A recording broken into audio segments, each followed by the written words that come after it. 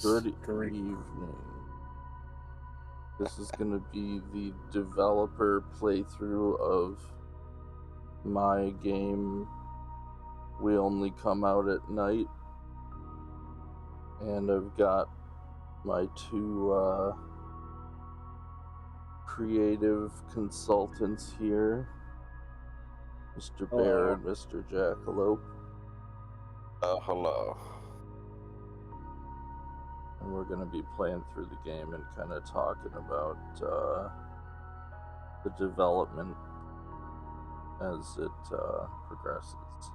So, Like, one thing should be made clear, though, that, like, as just creative consultant, that is entirely Emu's game. And he, at least for in my case, he would just ask me about what can I do to make this pixel art look a little bit better, and things like that. But all the ideas are his, and everything is his. yeah. All right. So we're going to start a new game.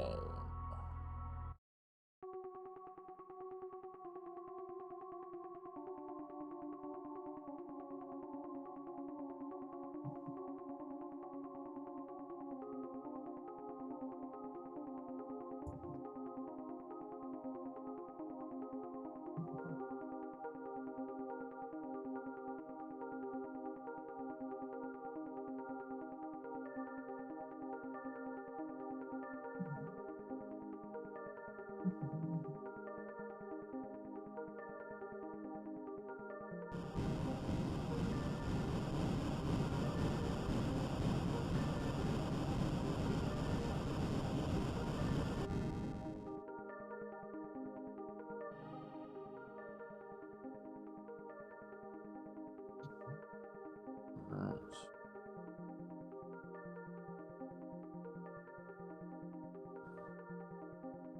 So who is the Echo meant to be?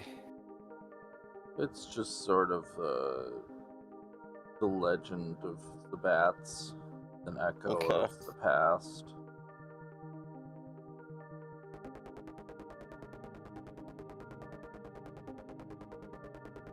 So, this area has had a lot of redesign.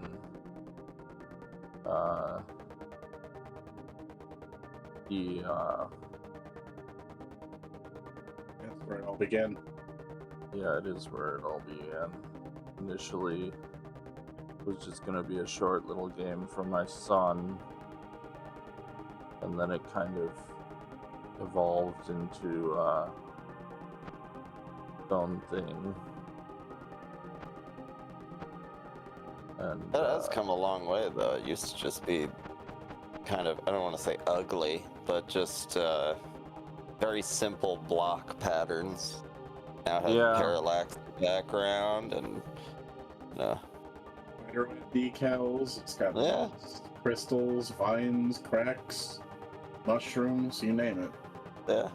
Yeah. Very much, it's a lot more recognizable as a cave at this point than it was before. Yeah. Rather than just a tan and brown room. Yeah. Yeah, it was initially supposed to look like an Atari 2600, so I kind of wanted it to be real simple. Minimalistic, yeah. Yeah, but then what was the main limitation on that about the colors? There can only be 2 colors on each scan line on the Atari, so it was very two-tone. Like, these blocks were not there before.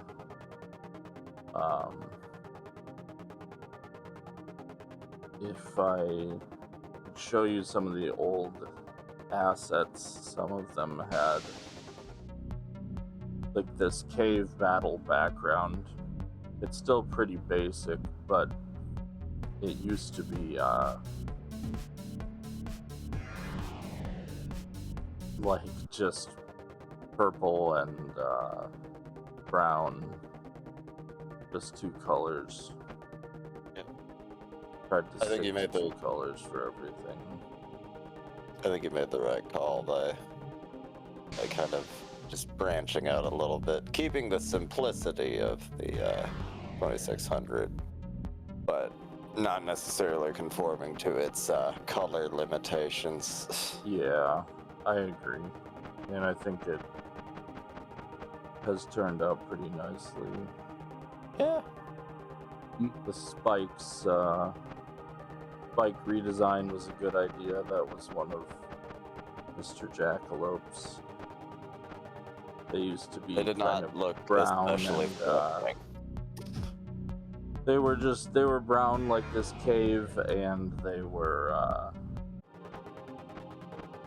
more of just a right angle, so a lot less sharp. And now they look a lot more like stalactites and stalagmites, and they look more like they could hurt you. How do you remember the difference between a stalactite and a stalagmite? I remember the might of the earth and tightly hanging. Well, that's half of how I remember it. For the stalagmites, it was, they might reach the ceiling someday. And I don't remember who told me that. But I've never fucked it up since. Yeah. Hang tight, might of the earth. That's how I remember it. Hang tight, process of elimination. Yeah. So the Echo Fair enough. Gem was the first First item. the first item. One. I think it still is the first item, right? Yeah, it is Yeah. the first item. I mean, unless you include the potions, but We're talking like gameplay affecting items. yeah.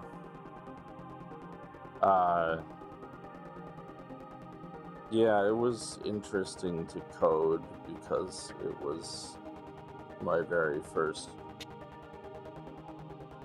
Yeah, I mean, this whole thing is really my very first video game. I did an Atari 2600 game for my son before this, but it was extremely simple. I made it for him when he was 2 and made it playable by a 2-year-old, so you basically just hit A. I probably could have sold prior to the Video game kind of- crash of 1983. Yes. Yeah. Probably better than E.T. Yeah, Magnus think we- versus the Dragon. Yeah. Up on my website for free if anybody wants to download it, but it's not a particularly exciting little game.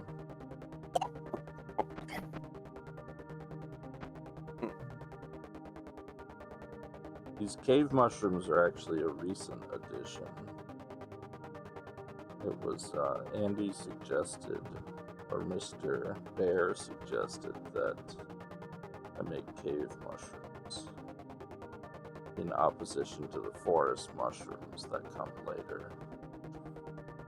Yeah. No spoilers. Yeah, this is heavy Spoilers, there is a forest, and forest has mushrooms. Yeah. What is But I a think forest these without little- shrooms? Breaking the immersion. These little cave mushrooms turned out pretty well, I think. Yeah, they did. I like the multicolored bats.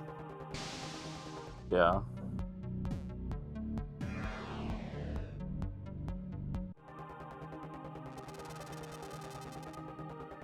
Did you ever decide officially, canonically, what type of bat the bat is? No, just some type of fruit bat. Oh, didn't see that coming. Yeah. I had thought about making the potions and stuff, different types of fruit at one point, but Yeah. Not necessarily applicable to the later additions to the crew. yeah. And I just kind of wanted it to have some classic fantasy, Yeah. you know.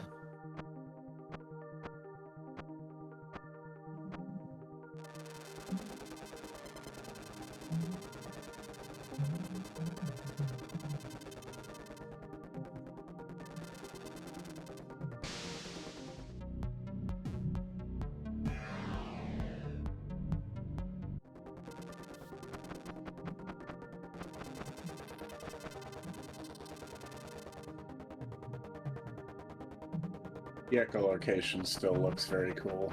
It's It just a does. concept. Yeah, that was one of the... It was an effect in Game Maker, and then I saw it, and I was like, oh, that would be a cool little addition. Yeah, you get the classic Sam Fisher Splinter Cell noise, and now you've got the bat sonar. The Yeah. ability to fire those Echolocation. beams in any direction is also pretty recent. Yeah, it is. Yeah, and a good choice. Yes. Yeah, because there were some awkward places for it. For sure.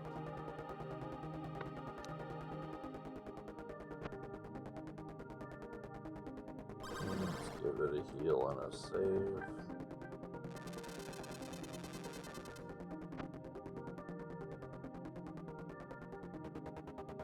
Gray. Yeah. And the trick to beating the ogre is just echo wave spamming.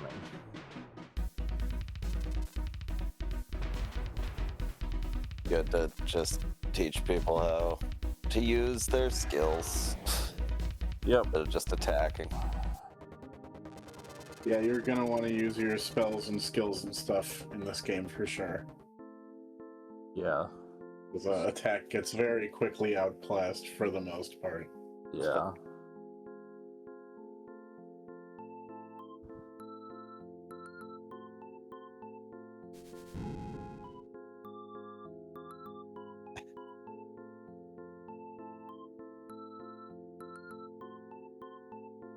Shush.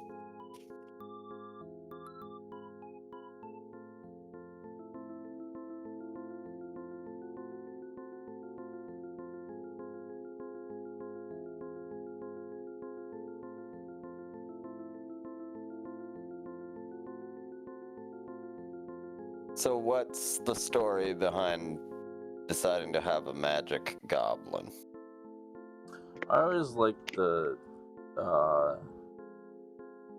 goblins that were magical, and I always liked kind of the characters who go a little bit against the grain of their race in fantasy, you know, like orcs that are magicians and stuff like that. I think that's cool. It's like a count to 3, right?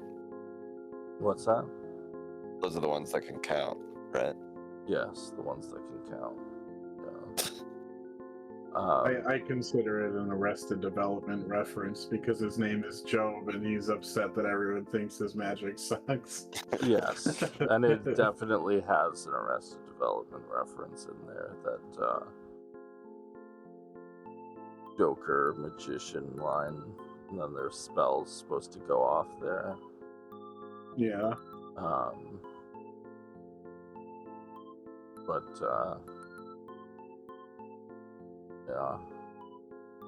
yeah, I like Joe. The extraordinarily long item descriptions are fantastic.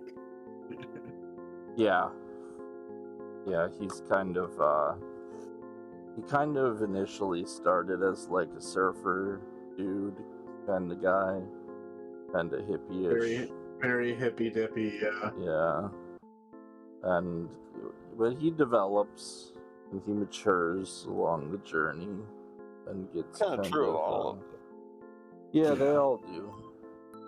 Everyone has except their the sort bat. of coming of age. He's sort Yeah, of the just the bat's vessel silent. for the player. I like the silent protagonist. I'm a big Dragon In the Quest vein fan. Yeah, Chrono Trigger type of deal. Yeah, same writer as Dragon Quest, Uchihori. Just a vessel for the player, you know. Yeah. Yeah, I do want to talk about JoJo here. JoJo is a friend of ours, and he requested to be a goblin. And so I really liked that idea, and so we designed this goblin together, made him a little different, stick out a little bit, and then He's got bling. yeah, he does have bling. He's got a little red mohawk that was requested. The man, the myth, the legend himself. Yes. And if you play this on Steam, there are 3 achievements associated with JoJo. You will come across him 3 times, and all you gotta do is speak with him. And each time he'll give you something. This time he gave us the broom that Job dropped, Job's initial broom, which is the wooden broom with like a sweet skull on it. And he'll always help you out. You got a lot of different animated effects going with the fire and that sort of stuff in the background. Yeah, the roast and the tents weren't always there either. Yeah. No, those are recent little lean-tos. That was another of Jackalope's suggestions, was to kind of make it look a little bit more ramshackle. Like they are hiding out. It's good. As they It's are. good world building. Yeah. But more on the animation of those specifically, and that's all frame by frame, agonizingly. Yep, everything in the game was frame by frame animated. And to be fair, a lot of it is just shifting things. Like the bat here was just shifting the wings up and down. But it's still, you know, watching that whole process was kind of fascinating. Just queuing up, like you'd have a base, essentially, a base model, and then in the next frame they'd, you know, have their arm would be, you know, a little bit higher or whatever, and that sort of thing. But just like kind of meticulously for every single sprite in this entire game. Yep. And this guy has my go-to animation, which is just kind of bobbing up and down. But that's in so many other games, I have realized. Again, back to Chrono Trigger, where people just run in place, which I thought was really freaking weird when I first saw it. And now I just kind of go, okay. Yeah.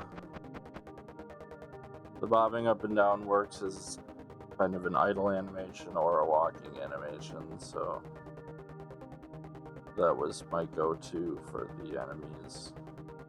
Yeah. That's what a lot of them have. And It's a good repurposing, though. it does Saves you help. time. It gives them more life than you'd expect it to. Yeah. You know, this guy just kind of sliding across the floor looks a lot better when he's bobbing up and down than it does when he's just scooching. Yeah.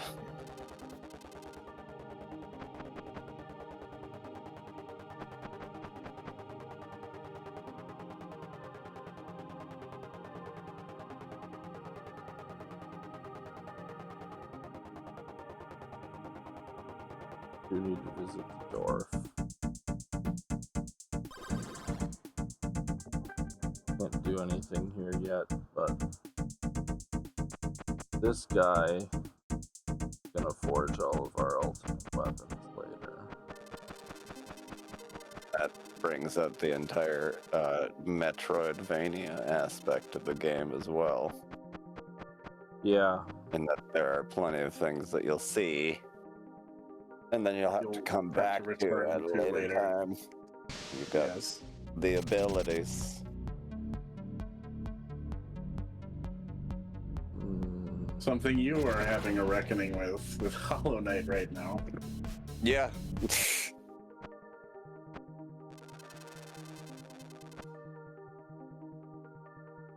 And having never beaten a Metroid or a Vania for that matter, it's definitely not something I'm used to. It's a good one to start with. Yeah. it's Very, a tough crisp. one to start with, but yes, it Yeah. is. It is a very good game, and it's A few references to it in this game too. Oh yeah, I forgot about that. yeah. Yeah, you're right. Careful Oh yeah, these guys didn't always chomp. here. Yeah, they did It's a not. relatively new addition. It's a good addition though. Yeah. They used Fattest to lickers. just chomp when you made contact with them.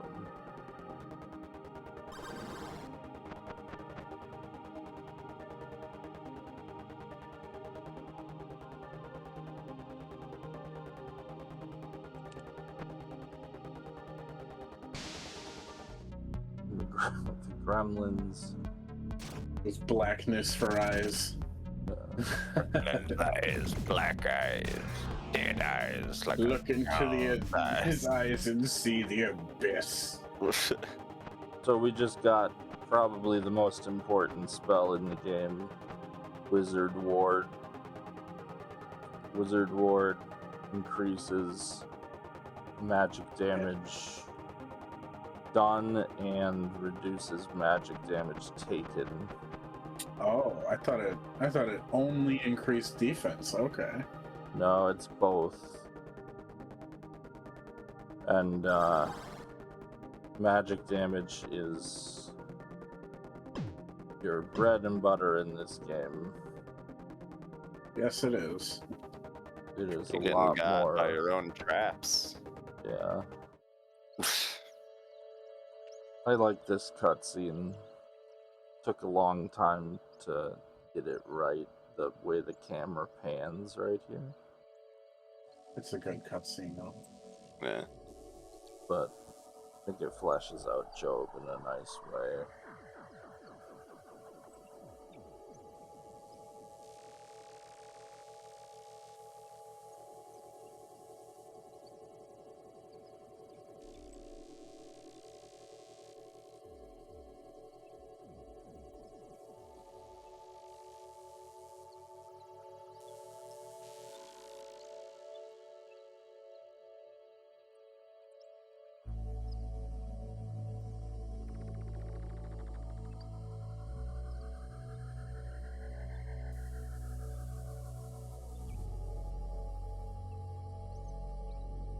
In this song, I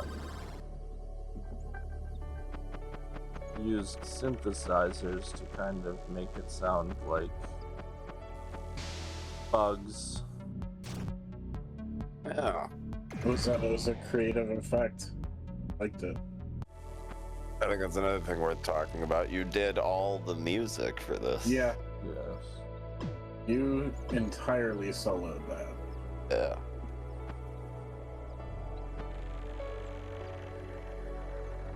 I did go to school for music, so that was That had one to of be the catharsis. least, yeah, one of the least difficult parts of this actually was the music, but very enjoyable still. Yeah. You know, getting everything the way I wanted it to. And I'm quite happy with the music. Too. I was not with that one Underworld song, but Yeah, you guys got to beta test a couple songs that maybe weren't quite right. yeah. But That we did.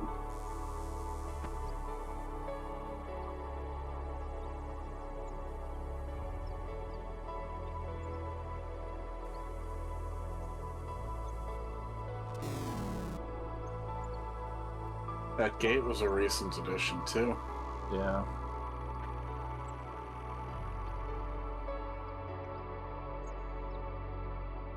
More little cave mushroom guy. He's got the up Yeah, and down cute. little animation. His is almost imperceptible though. It's very slight because he's tiny. Yeah. Yeah. Just 1 pixel.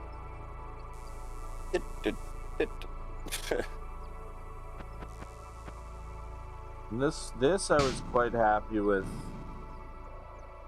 when we redesigned the spikes, because now it looks kind of like a big maw, like a giant fly trap with all the other smaller fly traps. Some very thorny stems. It's a good touch.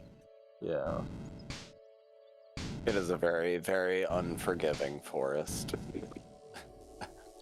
Mm-hmm.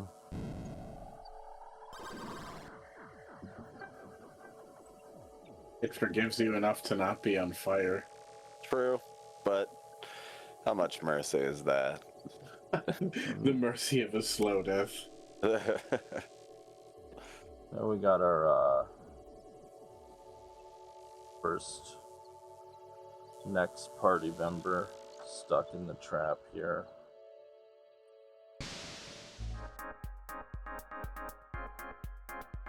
This song is pretty recent too. Yeah, it's an old song. But I brought it out here. Yeah. But it is a recent addition to the game, so we're gonna do Wizard Ward. And then let's do magic attacks. Even though you gotta be careful here, because this guy does hit pretty hard.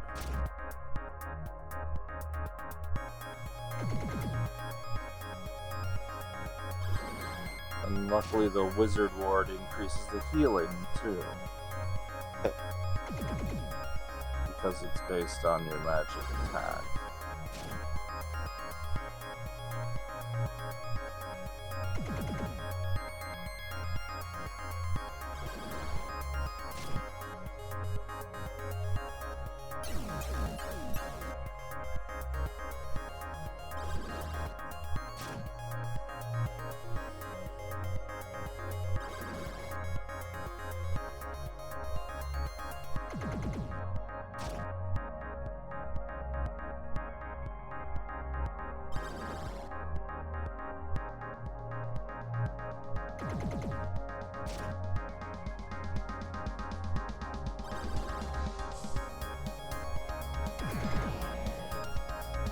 Got him. The first kind of difficulty spike in the game right there. Yeah.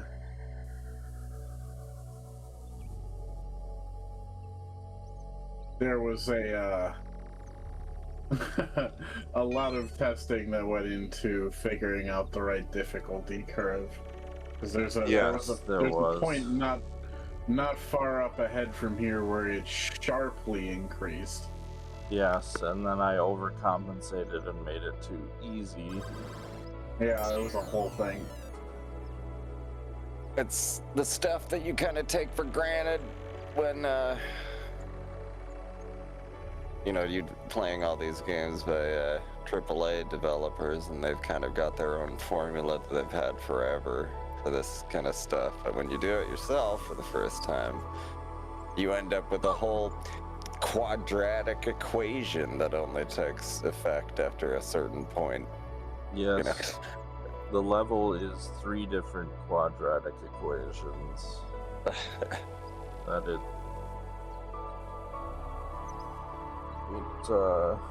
took a while to get it right. And a lot of testing, a lot of playthroughs.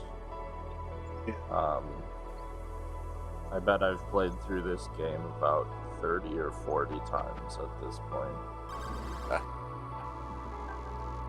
So now we got our through the 2 first new half members. like 10 or 20 almost. Yeah. That was a lot.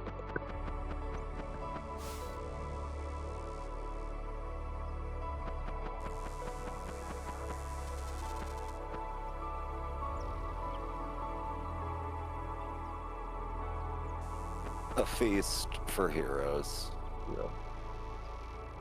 Heroes' feasts are one of the best items you can find. I don't know about you, but I always eat my heroes' feasts in midair. Yep. But do you eat it heroically? That's the question. I am no hero, so no. Well, then what are you eating a hero's feast for? God. I can steal it. It ceases to be a hero's feast then. I guess. Feast of lies. Yeah, feast of lies. This here is probably my favorite shot in the game. It's a good one. I think it... The ubiquitous pale blue moon. Yeah. Gibbous moon, by the look of it. Just because of how stretched out it is. Yeah. Yeah, the parallax backs in Game Maker are... funky, to say the least. Very weird and difficult to use. So yes, sometimes things get a little stretched and funky looking, but I don't think that moon looks bad. No, it doesn't.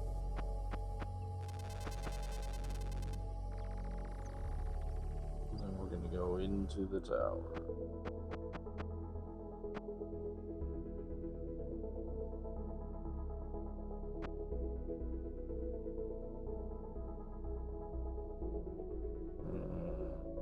I'm debating whether I fight the Mimic or the armor first. I think I fight the Mimic first. Spoiler alert on the Mimic.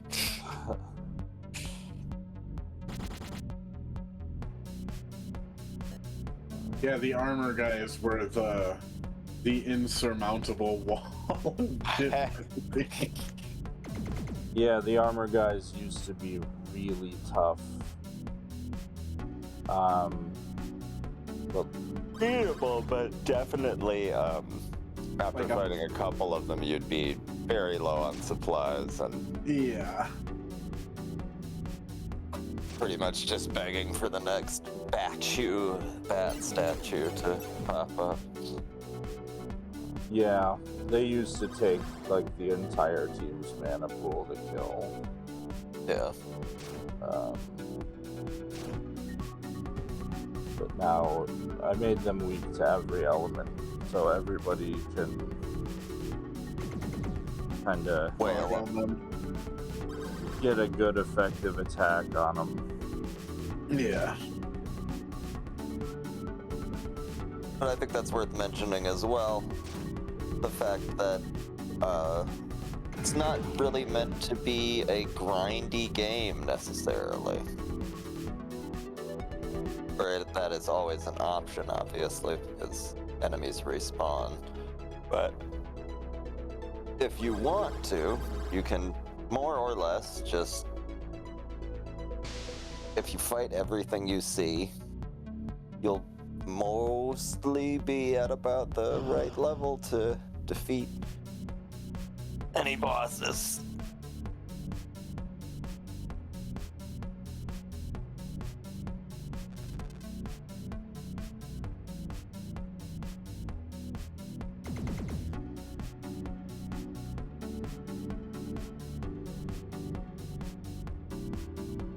Oh yeah, the spell rearrangement.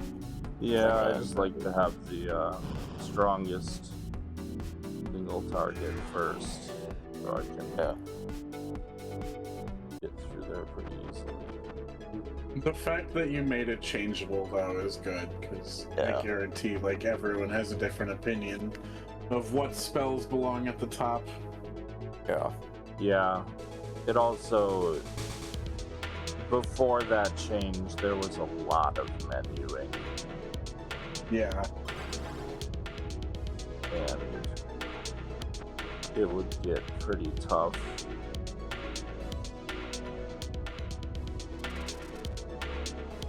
Now, this guy you can either fight or you can bait off the edge. I'm gonna fight him with the XP right next to a statue.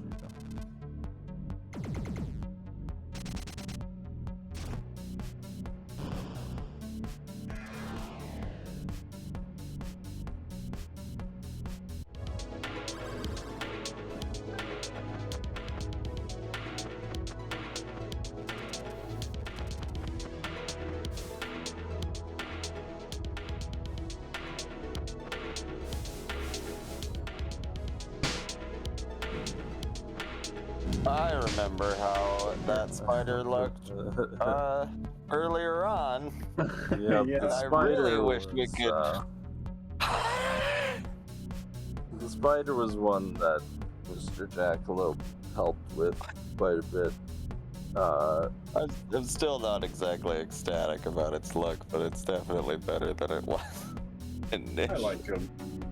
Yeah, I think it looks fine, but it's definitely... Your greatest achievement is the Hardy, obviously. Well, that gets its own spot in the credits.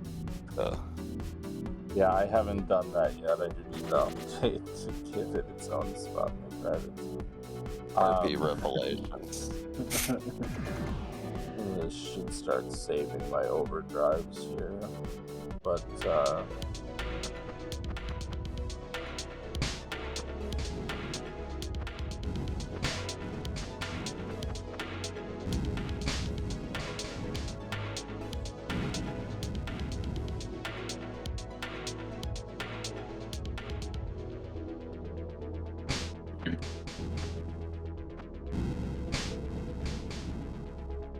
these skeletons can be tough.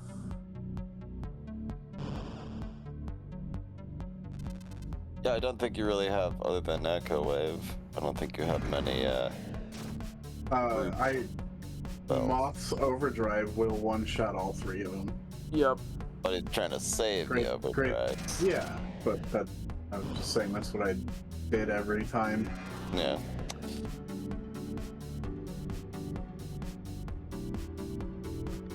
It's a very good thing that you chose to preserve overdrives through battle. It's pretty annoying that there's a lot of games that will just, like, set it to 0 once the battle resolves. That shit sucks. Yeah. Alright, so this harpy. My harpy design was laughably bad. I'm gonna get out of the room real quick because the cannons are really loud. But my original harpy design was really bad. Really quite bad. And, Mr. Jackalope Weapon tried to help me redo it, and it just kind of didn't work, like walking someone through it. So he ended up just giving me 2 frames of this harpy that he designed. So that is the only creature in here that I did not make, and you can tell because it is drastically more detailed. I am good at a lot of things, but art is not generally one of them. But I think we all can appreciate that this harpy redesign is Harpy quite Revelation. good. Yeah, harpy Revelation, then. Quite good. I still think the other one was better. Yeah.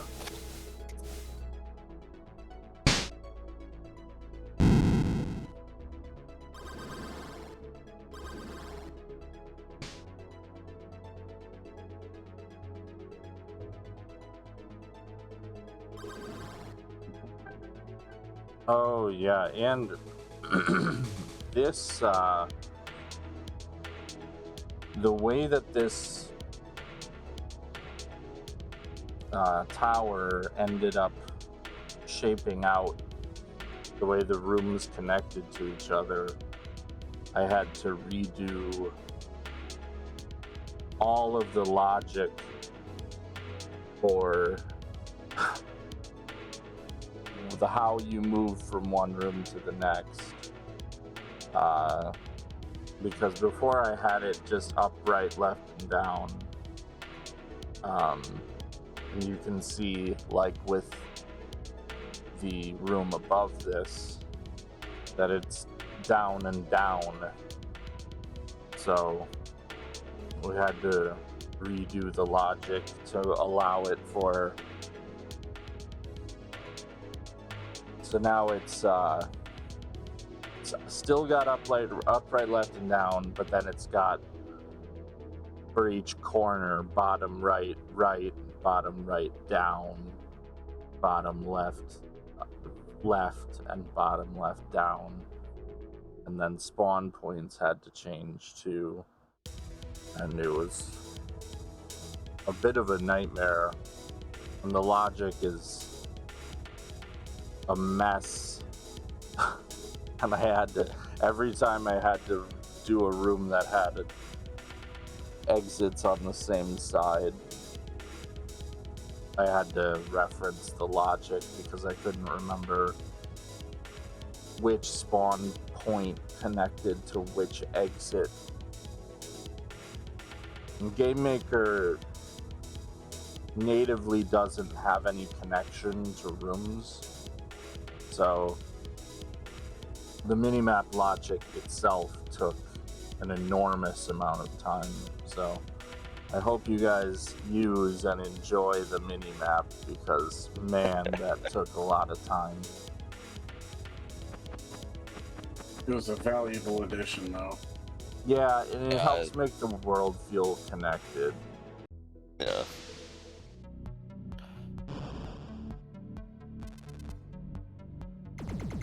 Having played through it without the minimap and with the minimap, I'll say it was definitely a lot better with minimap.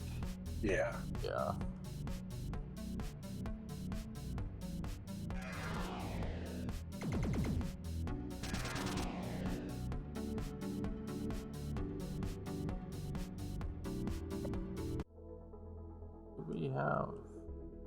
We have massive. So the boss coming up, we do not want to go into it without mass heal.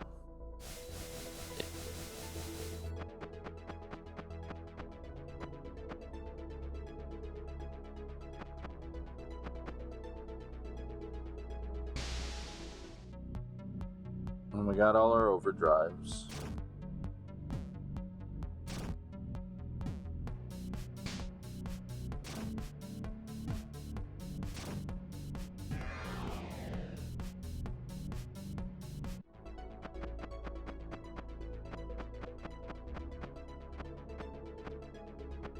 There's another harpy. Beware of the harpy. Yep. Pick on the armor just for the last little bit of XP here.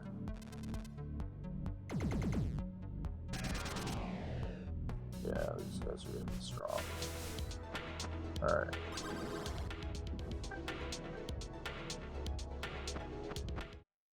This was the final point of the game for a very long time. It was never intended to be, but this was the point at which I was like, okay, I've got enough that I can start troubleshooting all of the different aspects of the game. So it was very buggy, and it didn't function the full way that I wanted it to. So this was a point where I took a lot of time to revamp a lot of things. So I think the three of us have fought this gargoyle collective like 100 times. And he has his own interesting story where he was created in GIMP, which is what exactly is GIMP? GNU Image Manipulation Program. There you go, an image manipulation program.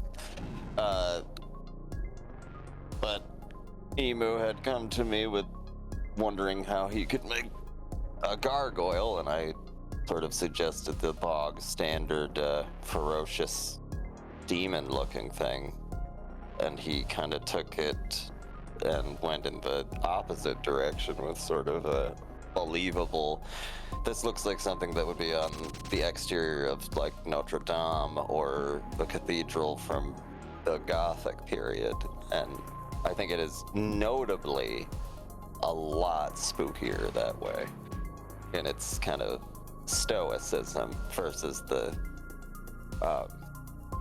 typical just demonic but made of stone type of look that you get with every other fantasy game. So I think he's got a very cool, unique design.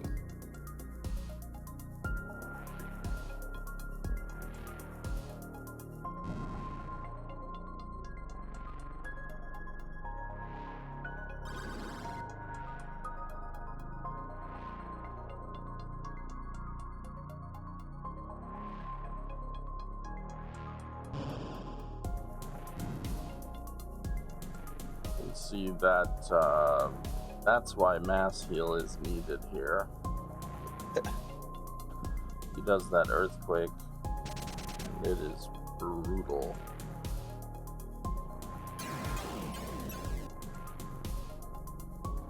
But with Wizard Ward, you can take him down in about 5 or 6 spells between Job and the Bat.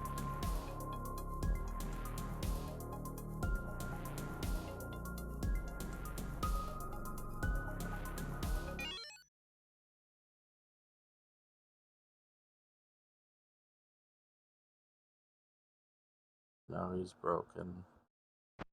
We can do that.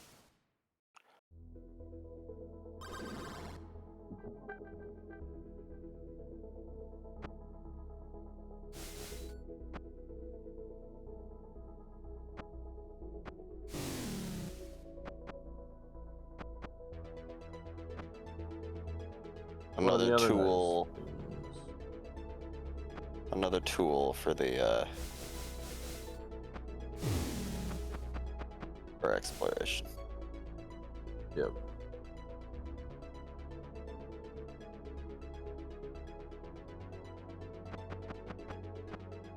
The mini-map has a helpful little feature that took a while. That if a room is flashing, it means that there is something in there you didn't get. Yeah, for the completionists out there. Yes. Though it does not have anything to do with achievements. Yeah. You do not need to explore all the map. You do not need to get every item. But if you feel so inclined, it is a very helpful tool.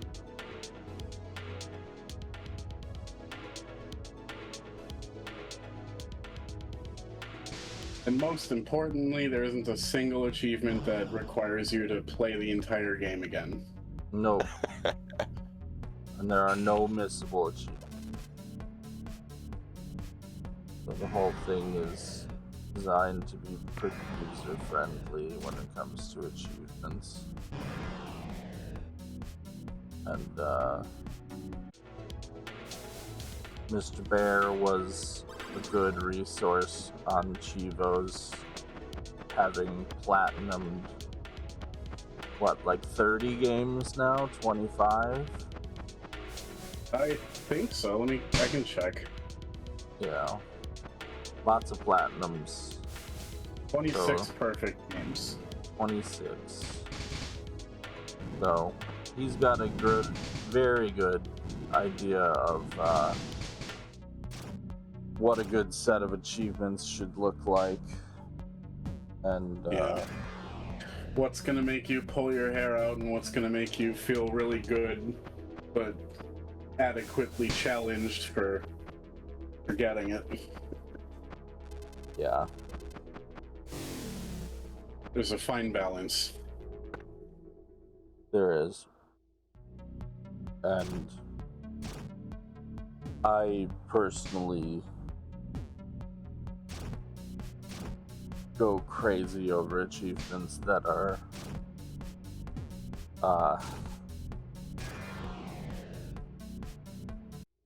kind of overkill in how difficult they are. I mind them being difficult, but I do mind them being you have to play the whole game again. Yeah, that's what I mean in terms of difficulties, not necessarily playable difficulty, but convenience, I guess. Inconvenient. Yeah. Like, I had planned on platinuming Persona 4, and then when I got to the very end of the game, there's a boss that you can only get to if you're on New Game Plus. And it was an achievement. So I am one short on that game, and that was upsetting. Understandably. It's a great game, and I really enjoyed it. But that was frustrating. I thought it would be all doable. And I did a lot of hard stuff.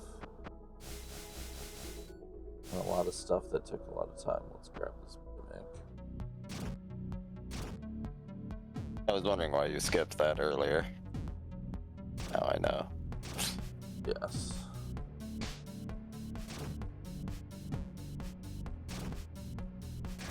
Guys, we can just auto attack now. We're getting pretty buff for this area, so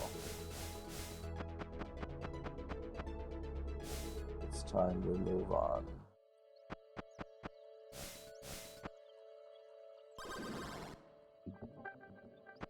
Now the cutscene coming up was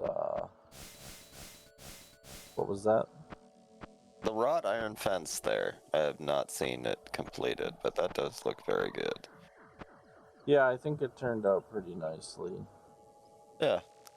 Sure. And it helps kind of contain the graveyard. Makes it look a little bit more fleshed out. Yeah. Cutscene coming up is directly inspired by Chrono Trigger. So we have these campfire cutscenes. Very Chrono Trigger. Yeah. There's also a good one in Dragon Quest VI. That's a good one near the end.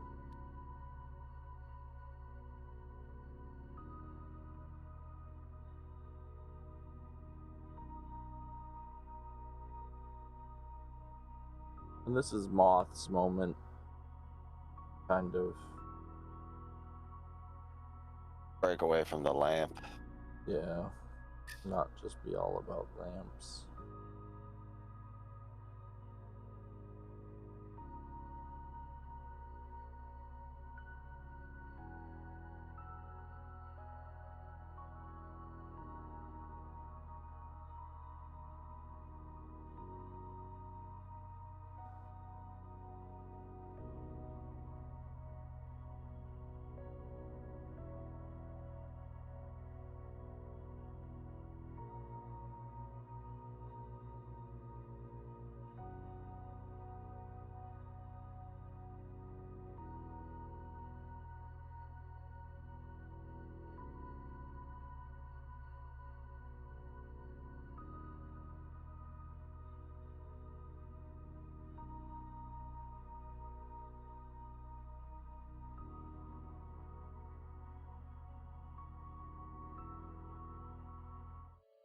something that worries me is that people will think that I played Alliance in World of Warcraft because of that.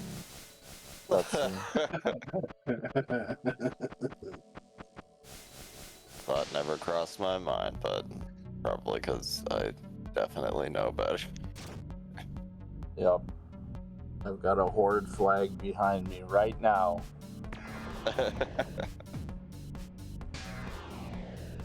Or the Horde. Mokhtar Ogar. Blood and Thunder. It's more fun to play as the orcs. Yeah. But I like doing characters, like you said, that kind of go against the grain, like the intellectual orc. Yeah. I mean, Thrall is kind of someone who goes against the grain.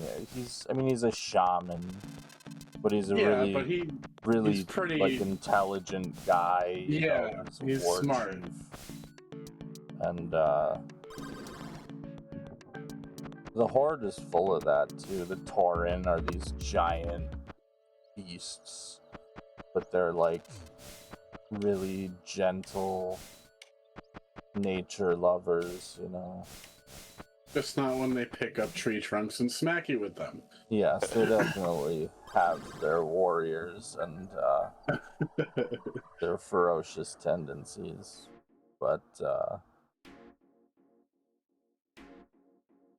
for the most part, they're very gentle people. Big, gentle minotaurs. Yeah.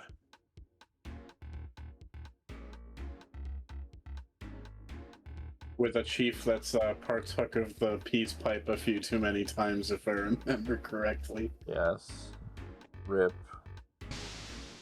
Yeah, Karen Bloodhoof. Yeah, Rip Karen. I know him well from Warcraft 3, which is where I have basically any and all Warcraft experience in. Yeah. Yeah, you were spared World of Warcraft. I was spared of downing 50,000 hours into that game, yes. Yeah. I also was spared that bad. It could have been 50,000 if it was me. Yeah.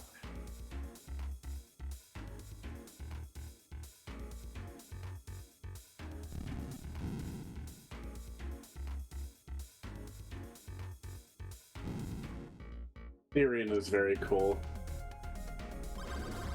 Yep. And we got a couple little Easter egg guys. Yeah. If you look near the top. Good nod to just about every 2D JRPG that has an arena level, because there's always familiar onlookers in the crowd. Yep.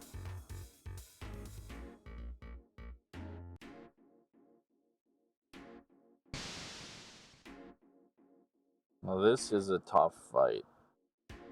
And that's another one that looked hilariously bad. Yeah, the Manticore had a couple renditions. Yeah, the Manticore did need a little bit of work. It was very square when I made it. Mr. Jackalope helped me get that one looking much better. And I do still feel like his center is off. I may patch it to bring up the Manticore, but his tail takes up so much room that he needed all this space. And now the battle log is going to cover him up once we do damage here. I feel like he gets covered up a little too much by the battle log. Yeah. We gotta be using Flower Flurry, I forgot about that. Flower Flurry, Wizard Ward, and Magic Break, and you will destroy just about everything in this game. he is, I believe, not immune to poison. Yeah, poison had a severe buffing over the course of this game's development, because it used to do jack shit. Yes. And it also didn't poison status. It just was a type of damage. The DOT was like the most recent part of it, if I'm not mistaken. Yeah. I think as far as like big things, yeah, it was like 2 weeks ago that was implemented. It was a bit of a pain, and I knew it would be. A very necessary RPG pain, though.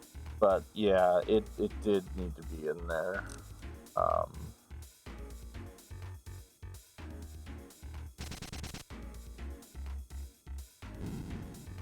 There we go, 265.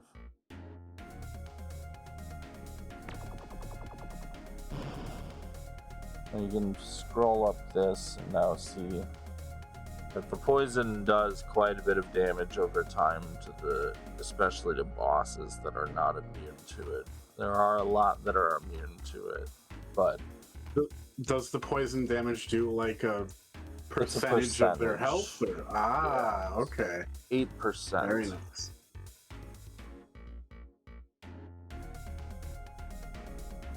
So, if you do your math, you can figure out the health on every enemy with the poison damage if they're not immune to it. Nice way of doing it without just thrusting an enemy HP bar in your face. Always steal from this guy. Got a hero's feast. Nice. Job really needs some heal. They all do. Yeah. I'm gonna mass heal once it's Boy's turn. Yeah.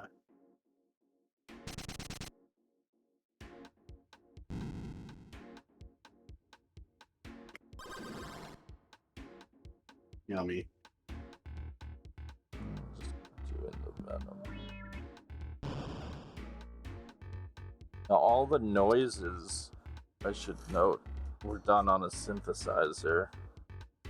All the spell sounds and attack sounds are from either a Game Boy synthesizer or a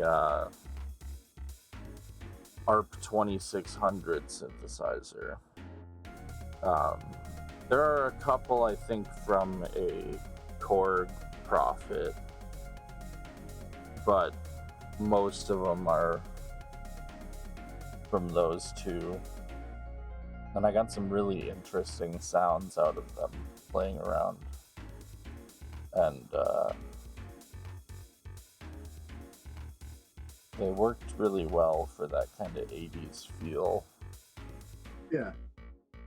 Yeah, the music is another thing that is very reminiscent of the time period that you're aiming to mimic.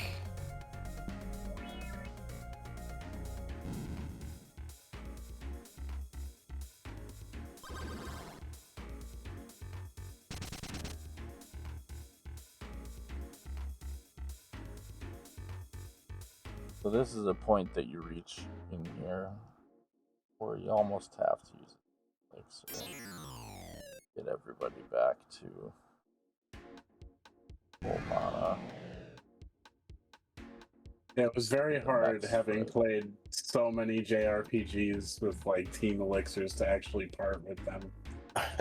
Yeah, if I could offer some advice to anybody playing the game, it's don't be stingy with your items, because they're very plentiful, and there are places to farm every item, so don't stress out if you miss any. There's nothing missable. Yeah. I guess you could miss out on the ultimate weapons if you don't seek them out, but you can at any point go back and get them, though, as long as you haven't beaten the game.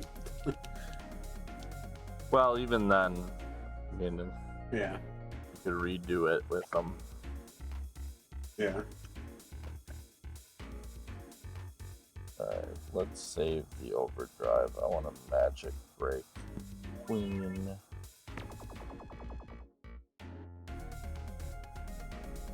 Magic break is really important because it does the opposite of ward. That shoot. That is the first time we've seen somebody go down. Is a testament of the challenge. Oh. Ooh. Oh my goodness. Yep. Team wipe. Yep. We did not get the wizard ward out. Good thing you saved. Yep. Indeed.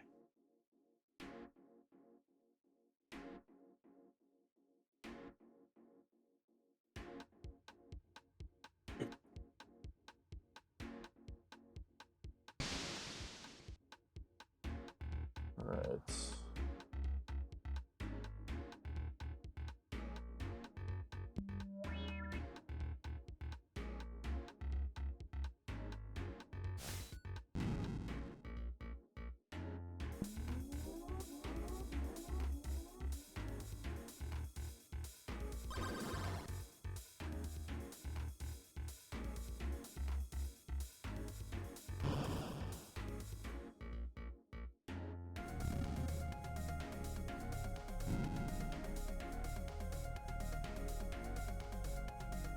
And he does earth damage, which is physical, so we're gonna give it a warrior ward to reduce the damage there.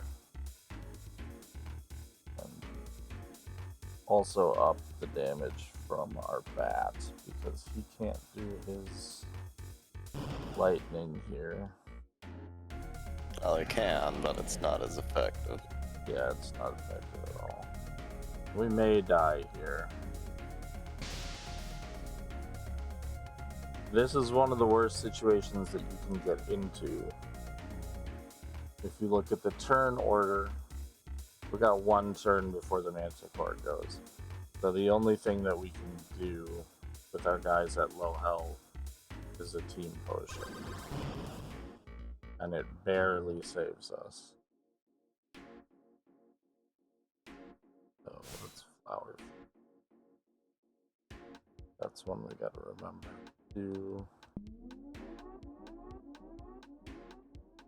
Focus on your buffs. Focus on your debuffs. Yep. Indeed.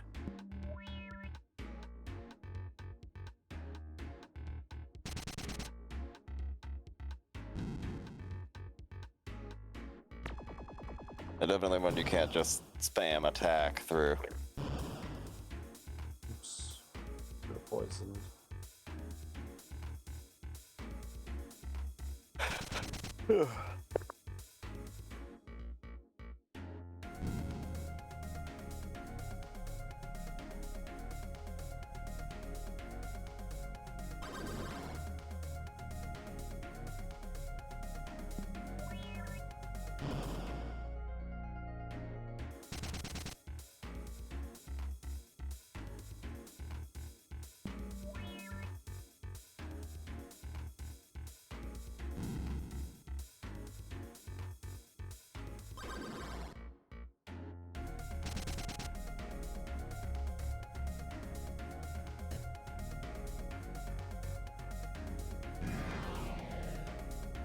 Okay, now we're going in with full health.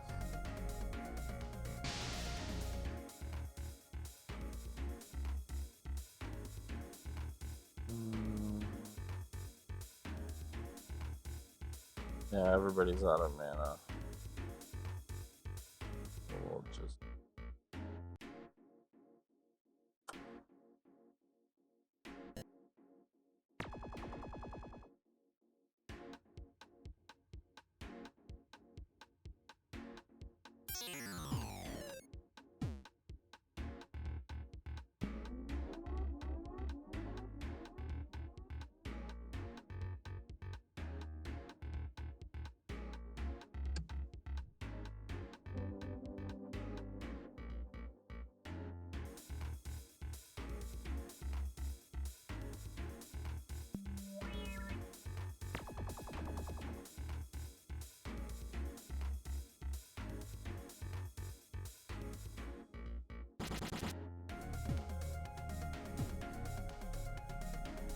Oof.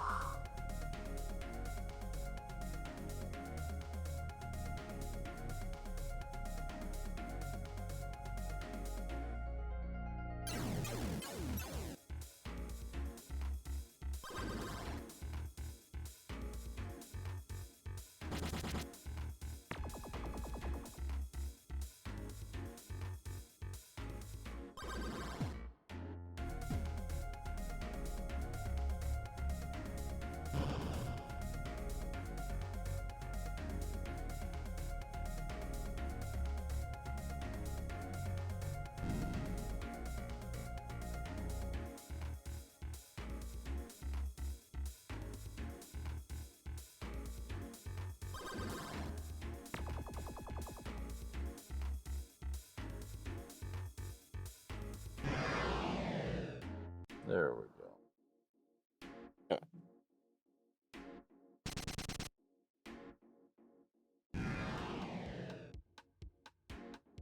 Victory.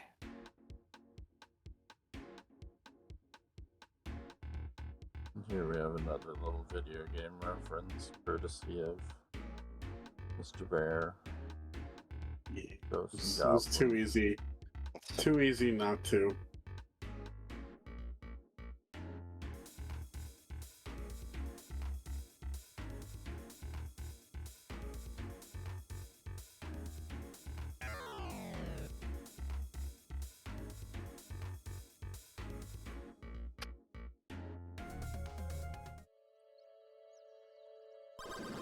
The arena was surprisingly not that difficult to program. I was expecting it to be an absolute nightmare. The balance, I feel like, was the hardest part. Yeah, the balance was the hardest part. And I feel like it's still not quite perfect. As you can see, I have played this game a lot and still got killed there.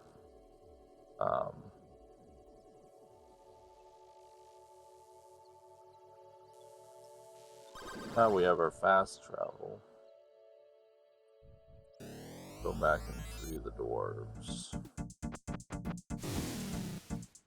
So this guy has some really helpful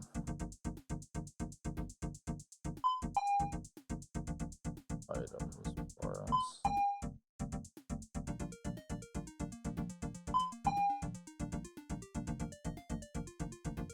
Oh, let's go high.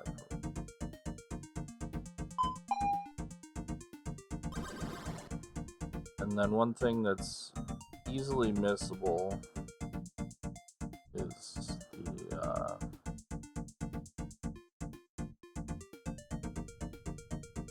Mushroom Village. That's some of my favorite. It's delightful, man. Like, yeah.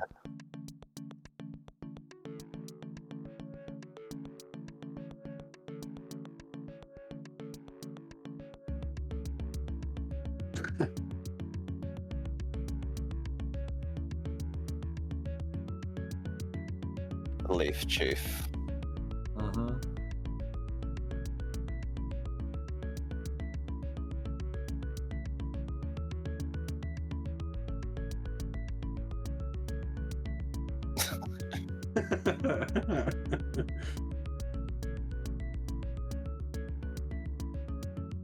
These guys were initially enemies and then decided to make them friendly. No one could bear to kill them. Yeah. And then we added them again as enemies on the other side of the forest too, just so they'd kind of get both sides. Yeah, there's some diversity.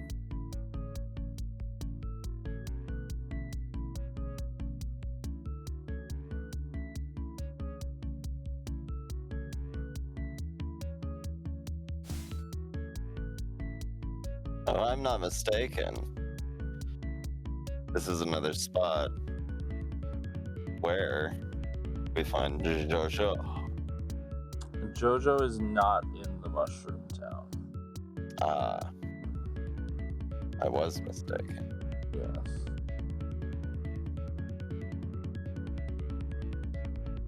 Some good upgrades.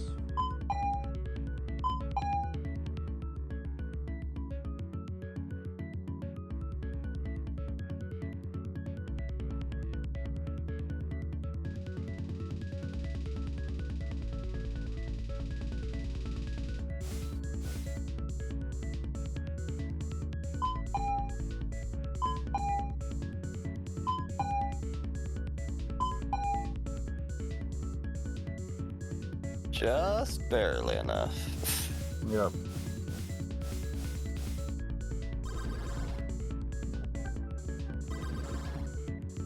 Oh, it's gotta be a few minutes as far as we can get. And this dude's gone, so we can move forward.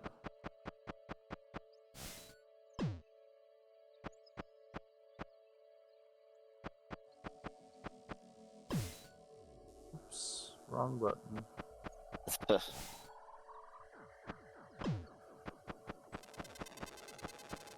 Getting got by my own traps. You would set one, then have your foot ripped off by your own bear trap. Yep.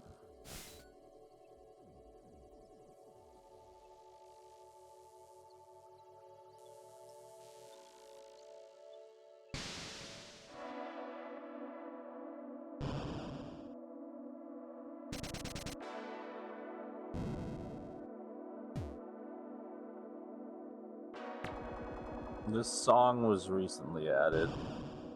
Yeah, I don't recognize this one. It unfortunately is only on bosses that go down so fast that you don't even hear it. So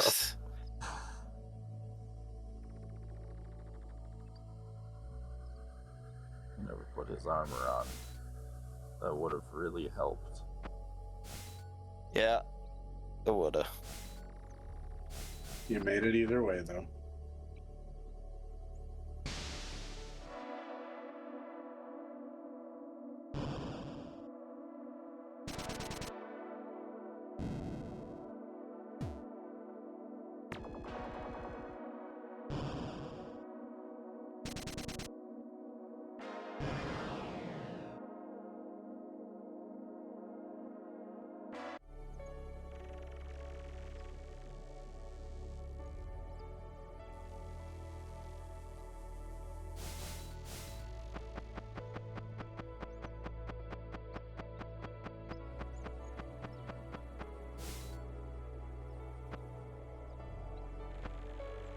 You're the leaf enemy.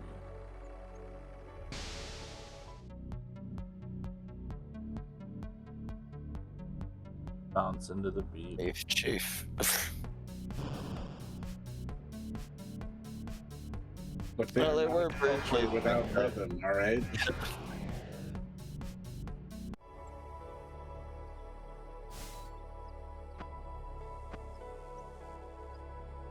And we'll fight the mushroom. Show them off too. Mushies. I really liked this idea of having the fly agaric mushroom berserkers, since that's what they ingested. Yeah. To go in their berserker trances, yes. Yeah. Having the one be the kind of sorcerer in the middle, and then the two berserkers beside him.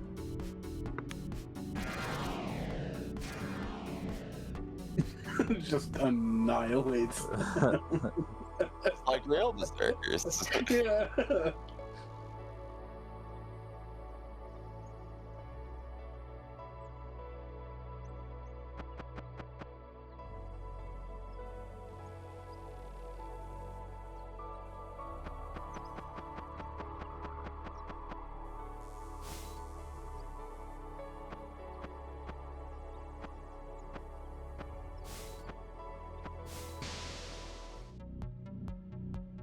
These guys are one of the easiest enemies in the game.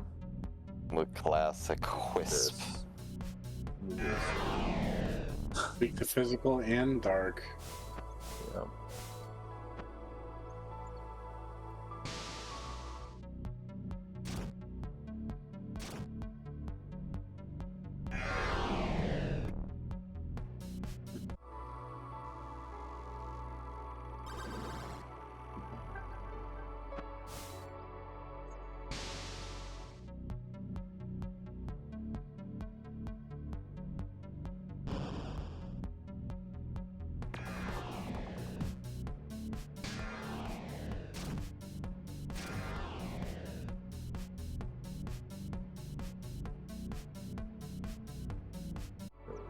got all our AoE spells now.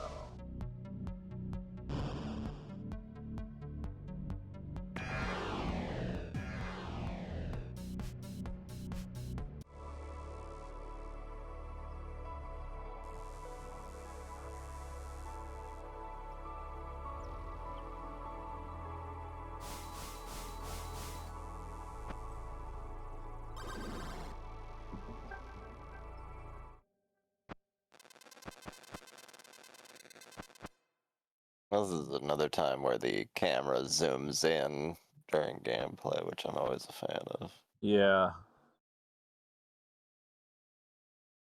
I think it's a good effect.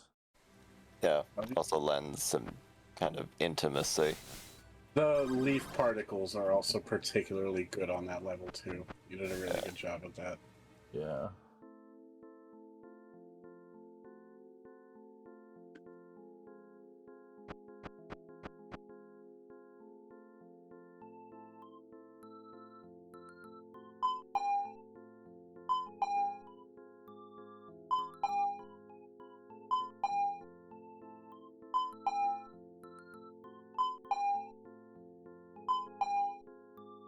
You already got those.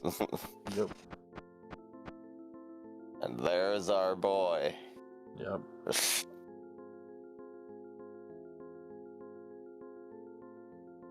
So the joke with JoJo ended up being that he hates cleaning, but every time he sweeps, he finds dust for the moth,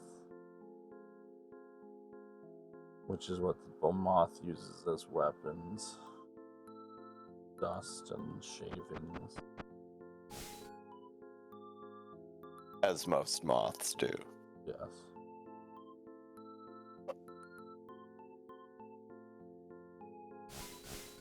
Stomach glow. Yeah.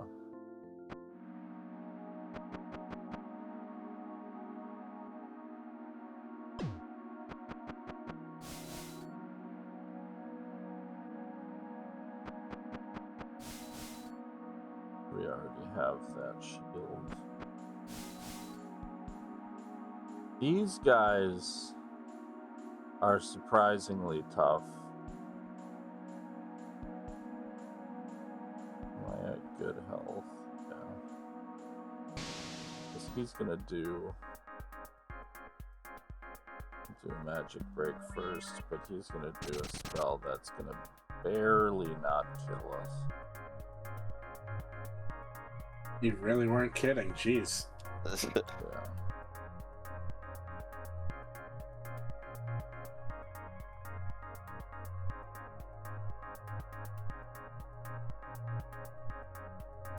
I will get a flower flurry. Wizard ward. Yes.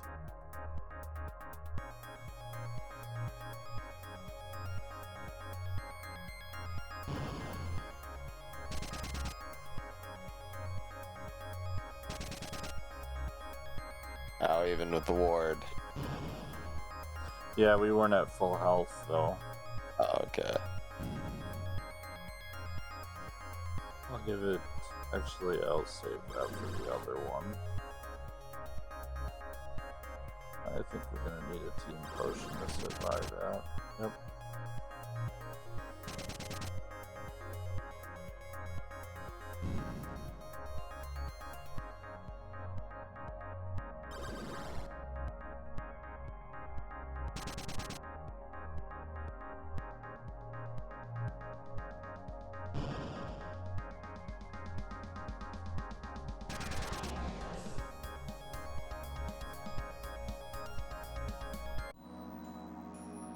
Beautiful.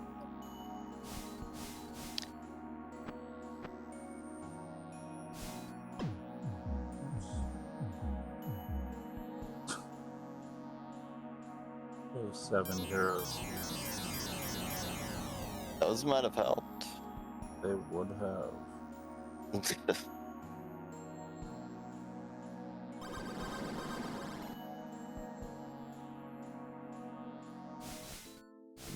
back and hit the save point.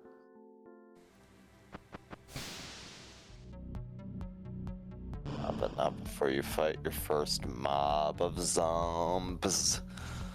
Yep.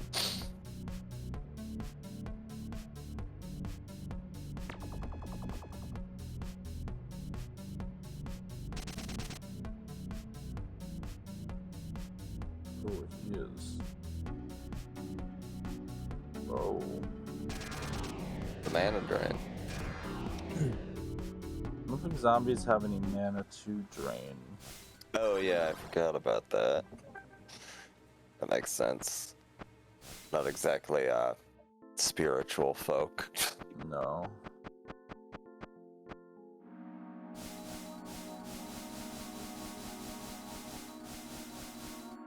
Now this we'll be coming back to later. I think these tunnels turned out really well. They are a little long, but you can certainly mitigate that with the dash. Yeah. And also like the ember effects. Yeah. Big fan of those. The heat wave. Yeah. Some imps.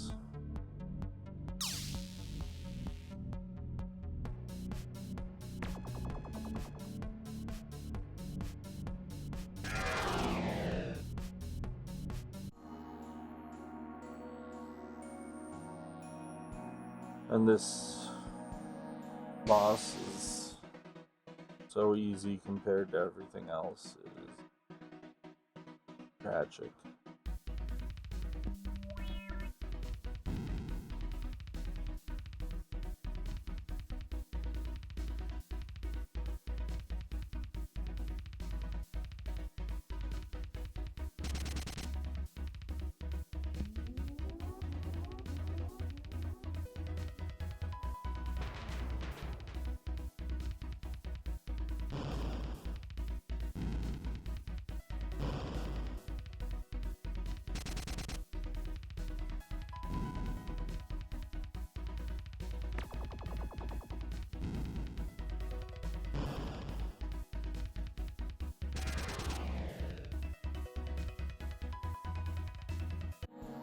You're kidding.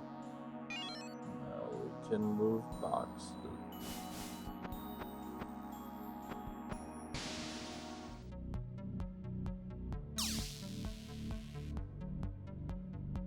That is a great poison cloud effect. Yeah.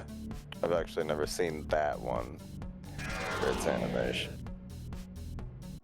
Yeah, it's new. Yeah. I want instead of that stinky looking. No. That was kind of a placeholder. Yeah.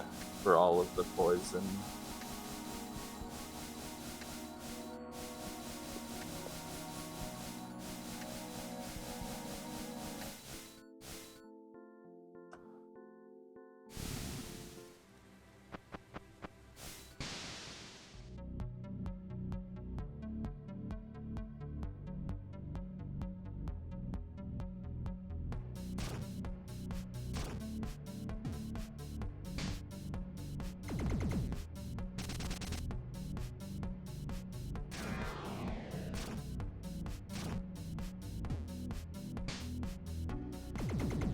Going to have to fix these guys because I took blind out of the game. Ah, yes.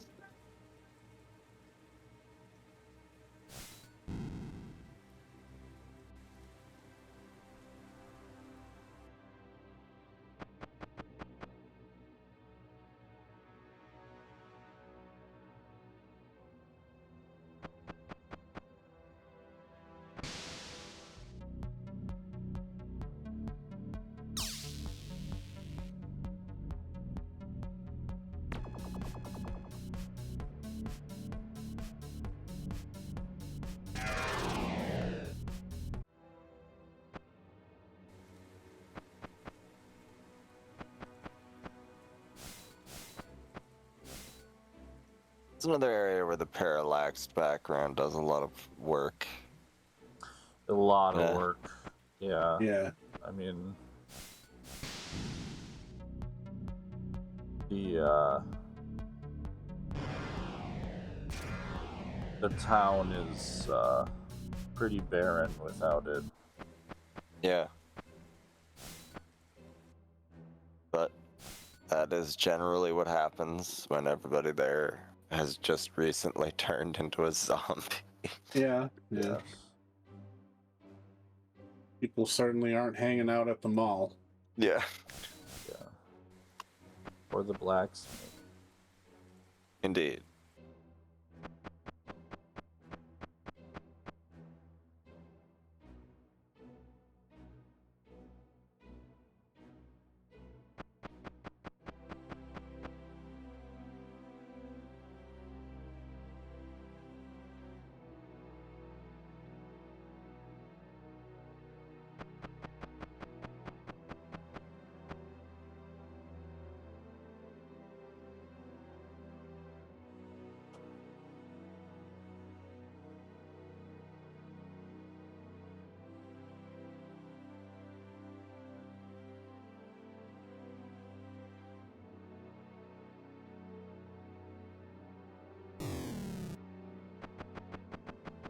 Very nice.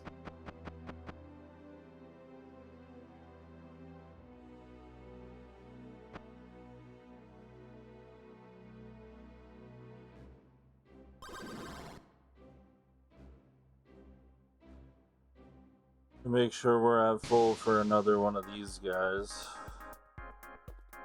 And the very upbeat music.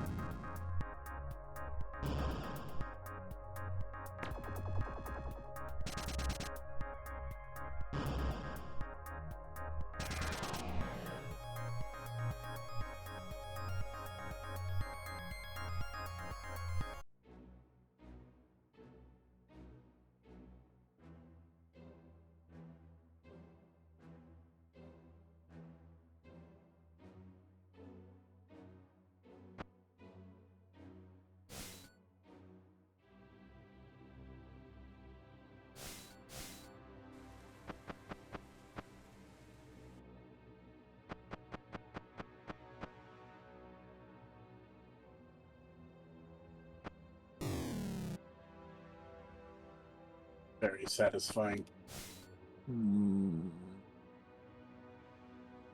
Boo.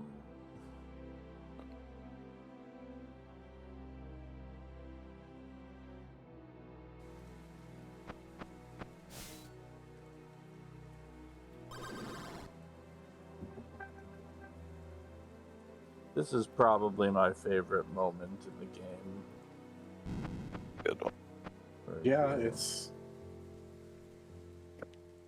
it's about as tear-jerking as the game gets. Yeah, I think the ending to the final shot. I still think this is a bit more powerful. Yeah. This is, if you ask me, why what happens at the end happens. Yeah.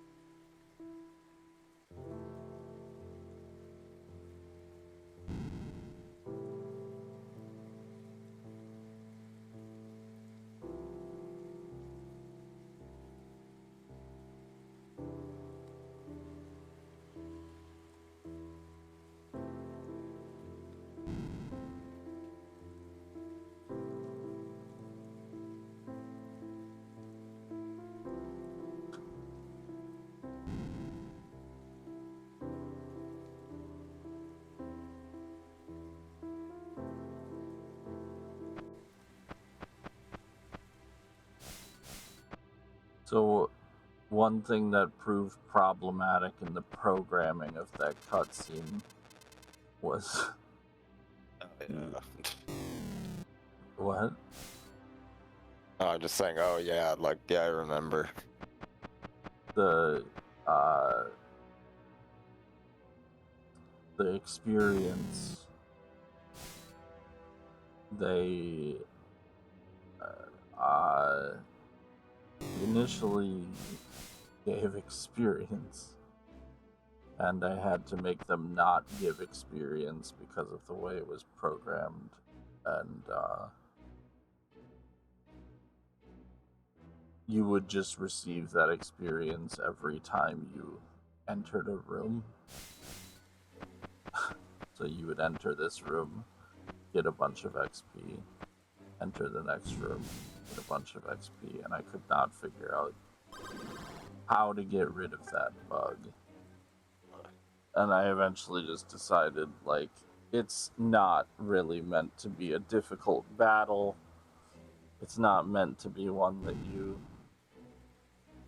gain experience from. It's meant to be, you know, grief. Yeah. Part of the grieving process. Yeah, the battle is freeing them. It's not winning an epic fight. It's putting them down. As well as Claude, in a way of speaking. Yeah, but it's putting them down, basically. Yeah. So I just made it give no experience, because it was not worth it to be like, this isn't a high experience fight, so... This isn't the time for level ups. Yeah.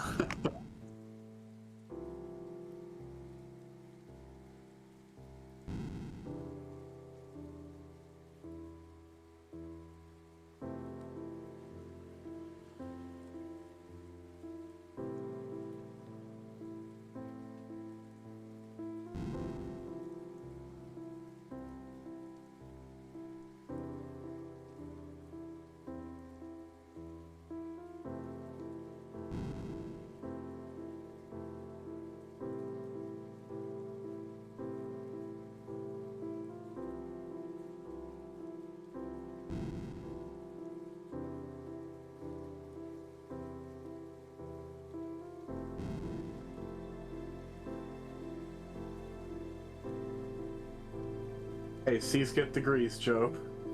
Yep.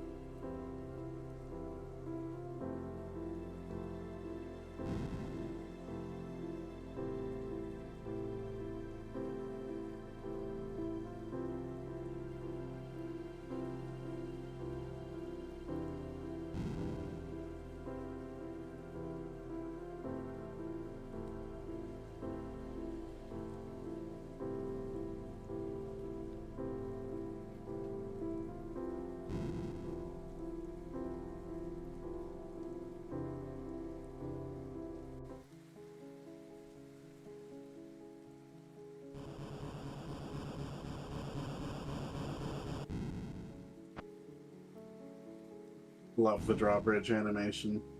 Yeah. The slacked chains is a good touch, too. Indeed.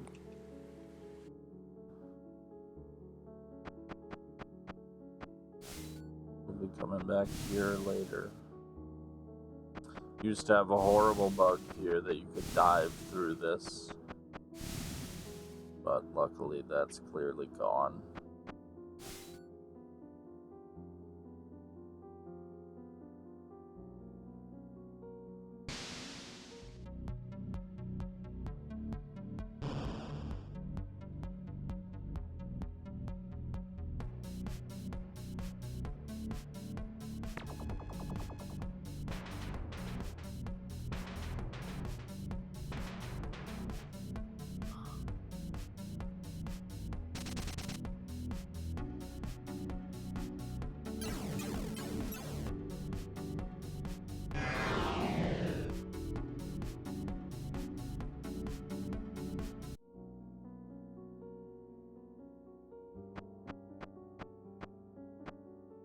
A hero's feast.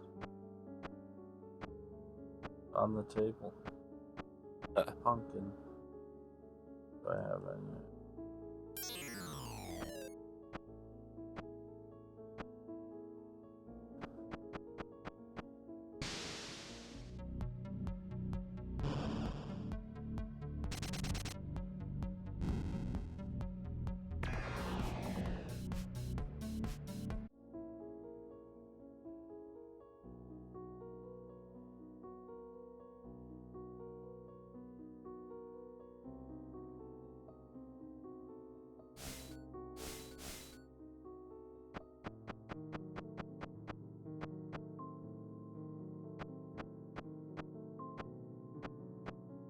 These devils will actually obliterate you if you don't fight them right. Now here's a room that deserves an explanation. This was one of Mr. Jackalop's big contributions to the game. I wanted portraits on the wall and a hallway where it zooms in, the camera zooms in, and we get this view of the portraits, but my portraits are not up to snuff, to say the least. You mean singular portrait? Yeah, I did have one placeholder portrait here. I think we named her Kirsten. Kristen, that's right. And it was terrible. It was just a pixelated woman's face. But I had asked Mr. Jackalope if he could do some drawings that are of the areas that we've passed or the areas that we have ahead of us in this hallway as just sort of a reminder of the journey. So we're going to go through this hallway, and there's going to be one in particular that's very cool with an effect we put on it. At the mountain, we got the graveyard, castle, and then we got these knights that follow the player with their eyes.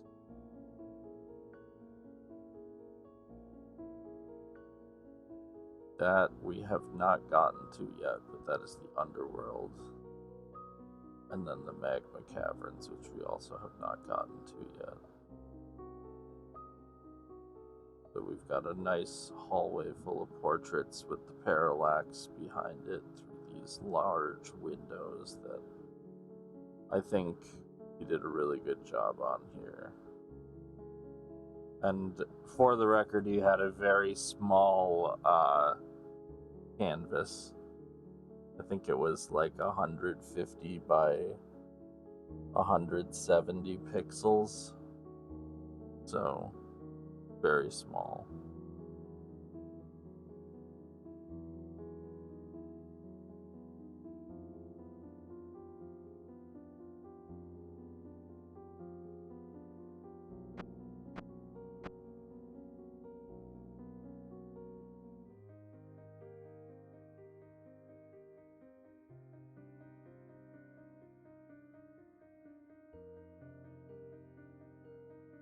Now that guy is a Dark Souls reference. There's Siegward and Siegmeyer. He's Siegfried, the Onion Knight that is literally an onion. Well, he should be named Siegfried then. Just like fried onion. Yeah, fried onions. This guy is mostly here to remind you to visit the village and tell you to do the arena again.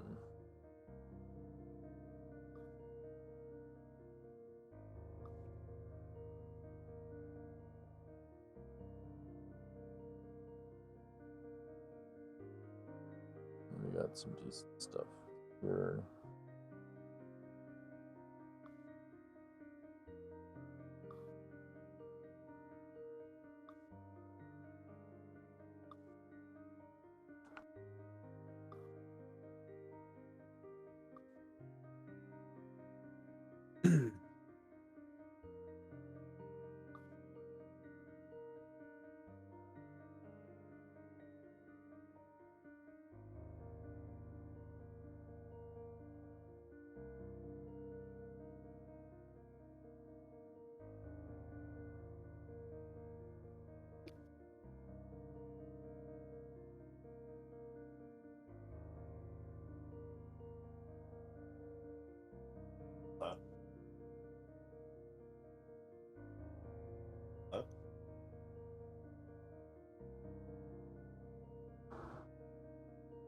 The votives are pretty new too. I wanted them in here to have that little mushroom guy talk about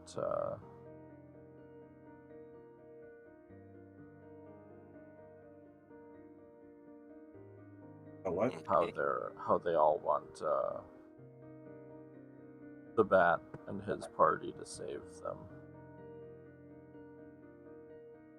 It's a nice touch.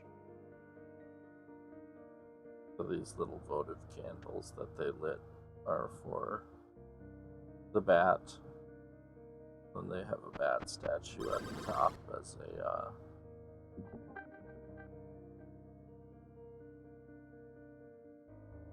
kind of idol, I guess.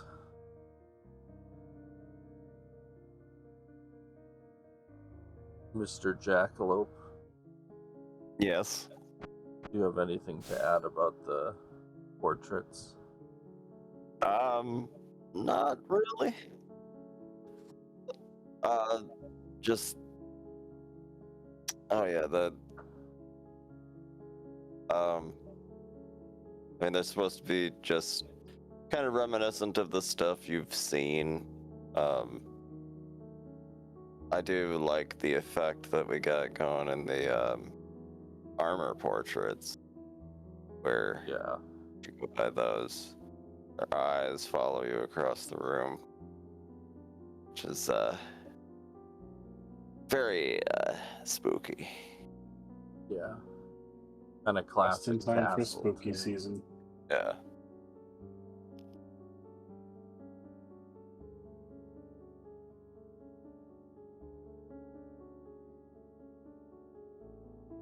And the spiral staircase was something. Boy, I think I needed both of their help on the spiral staircase, and I think it took us almost an entire night to get it looking decent. And it's still not perfect, but I do think it's great, and I think it really adds an effect having one in the foreground and one in the background, so it looks like you're kind of spiraling through them. Yeah.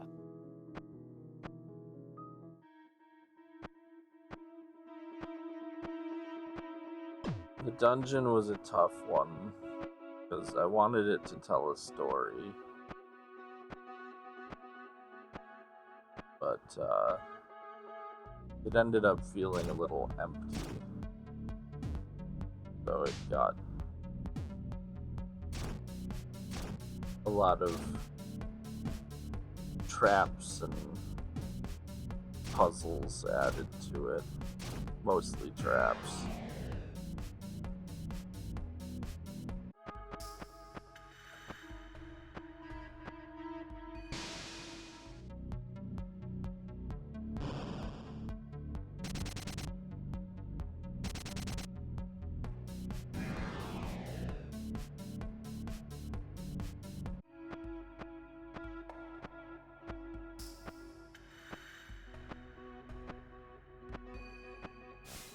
Got a good ambiance in there.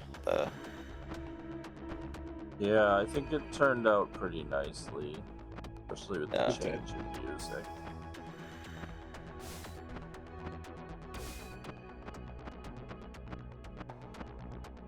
Alright.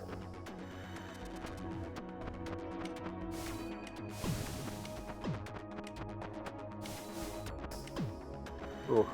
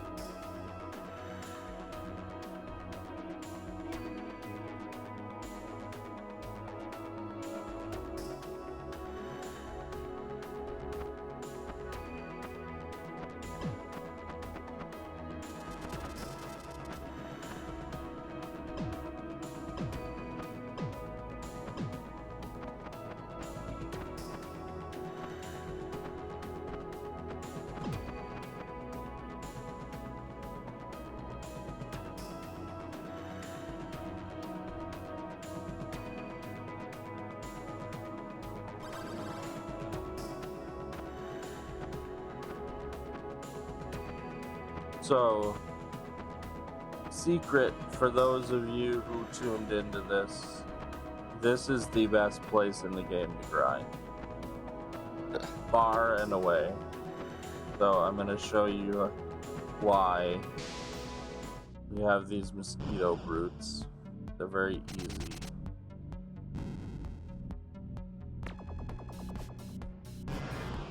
And every time you kill one, you get a hero's feast.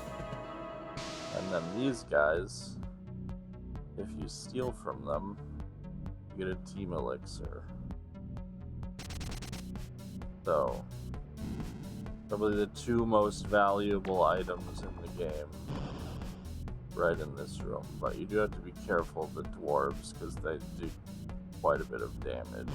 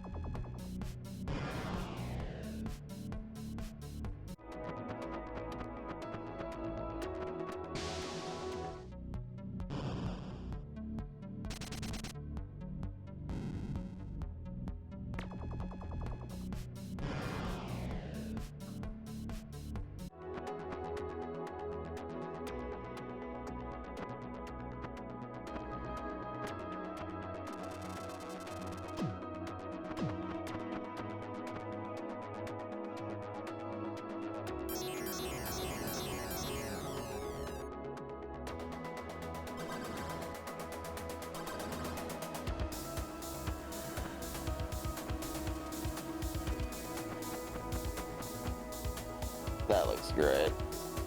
Yeah. Yeah. It's so cool in this room. I think the next room is very cool too. Yes. The fact that you can see the fog in the echolocation too is a really nice touch. Yeah.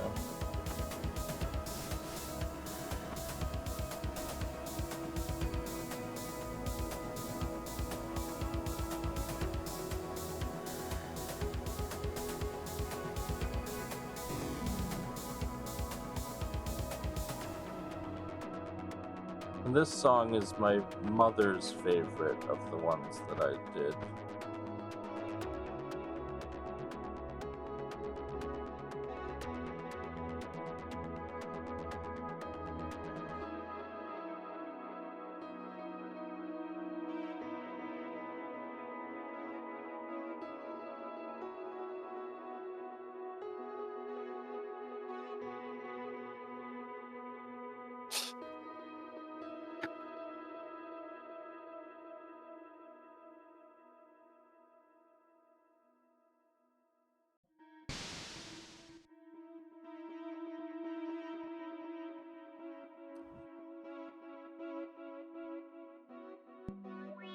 That looks crazy. Yeah, I thought it would be cool to have one fight in echolocation. Yeah, I like it quite a bit. It pops out.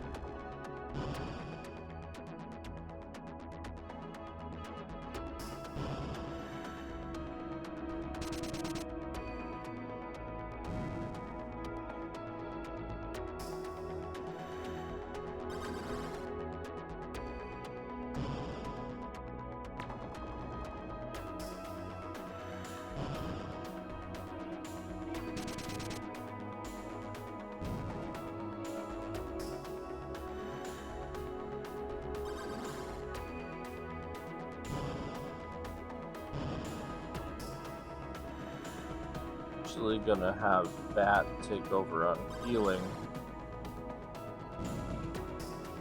so I can get Radiant, so... Very good to have a backup healer in this game.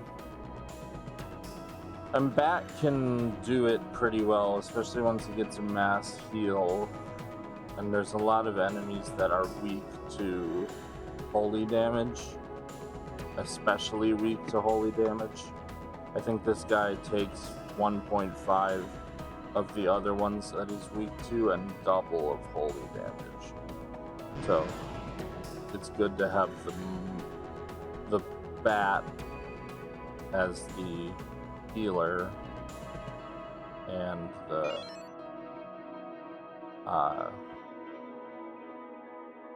ghost do his holding damage.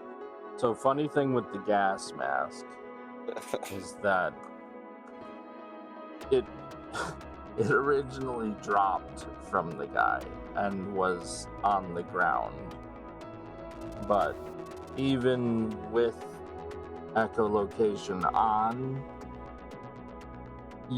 it was almost impossible to see behind this black fog here. And then I didn't know what to do to make it easy for people to see, so I just made it take up the entire room, and then when it drops, you just get it automatically. But for one frame there is a gas mask covering the entire room.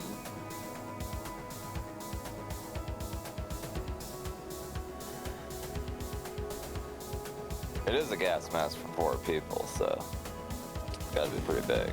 Yeah.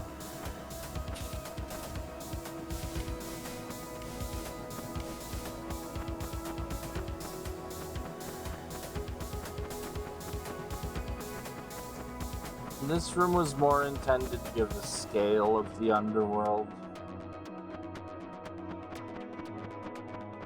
Not super happy with the way it turned out, but I think it's okay.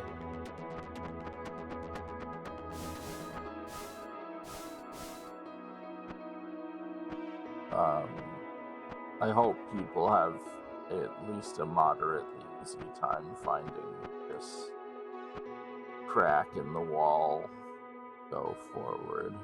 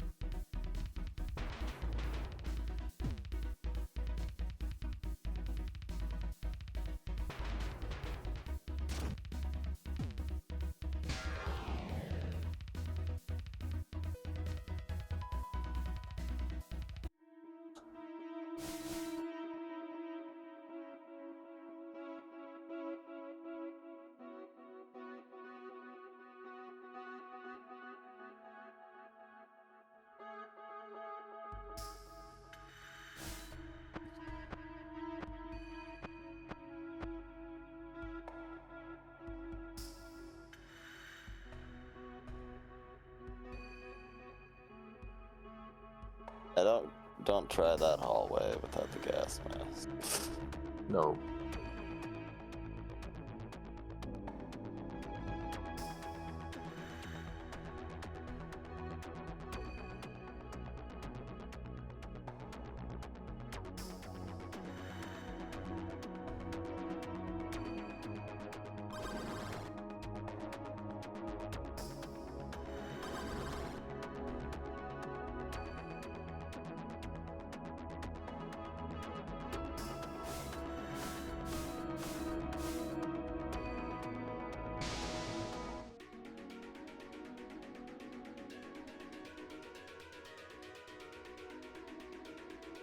Ice, ice, baby.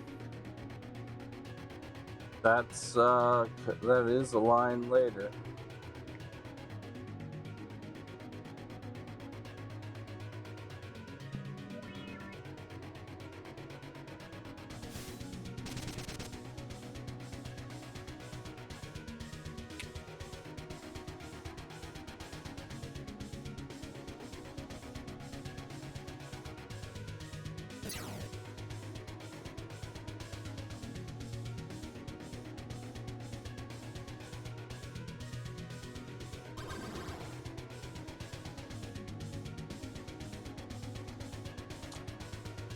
I think he can be poisoned. Nope, he's immune. Makes sense. He's a golem, you know. Yeah. Not a flesh golem either. Yeah.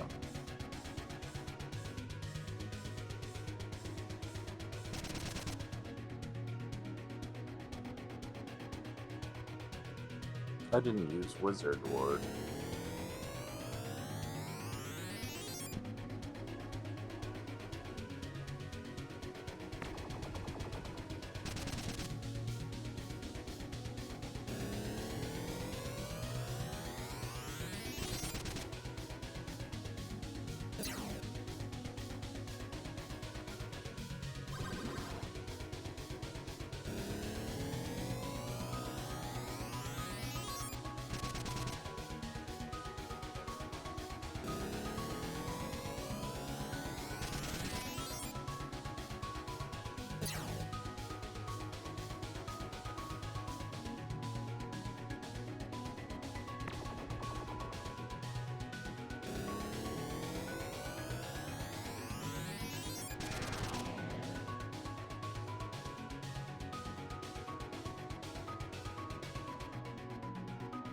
Alright, we got some ultimate spells. Ah, yes, the elemental opal. Yep.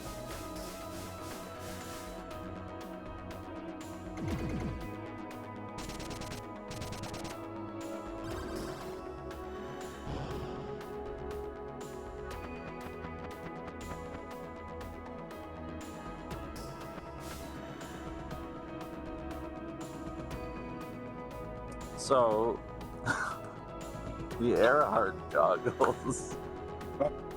Oh, yeah. I guess my history was a little bit Incomplete. Incomplete, to say yes. the least. I wanted the Bat's best goggles to be of a famous aviator, and I was like, oh, Charles Lindbergh. He's a famous aviator. So I named them the Lindbergh goggles. And then, as I was playtesting this and showing it to Mr. Jackalope, he informed me that he was a Nazi sympathizer. So... No, I am not a Nazi sympathizer, but Charles Lindbergh was. Yes, Charles Lindbergh was a Nazi sympathizer. So, couldn't have that in the game. No. So, Amelia Earhart. To be clear, Nazis are bad. We all hate Nazis. Yes. Did not know that when I made the Lindbergh goggles, but we have fixed them, and now they are the Earhart goggles. And as far as I know, Amelia Earhart was not a controversial figure in any way. No. Except Just maybe... the babe of the sky. Maybe people didn't approve of a woman doing it at that time, but that makes her cool, yeah. not right. That's the stuff we like. Yes. We like feminism. We don't like the opposite. We like women pushing boundaries and breaking glass ceilings and whatnot, not Nazi sympathizers. Not now, not ever. Yes. So, goodbye to the Lindbergh goggles. And good riddance. Yeah, good riddance indeed.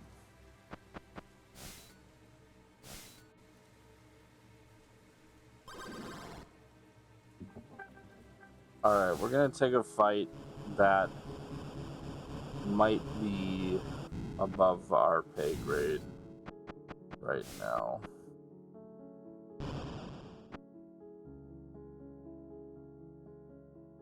In to the wine cellar, which I think turned out pretty nice looking. Oh, the wine cellar looks great. And then we're gonna fight old Sugar Bones here. Yes. And this is a very tough fight. He's Rastafarian. Yep. Bomba clat.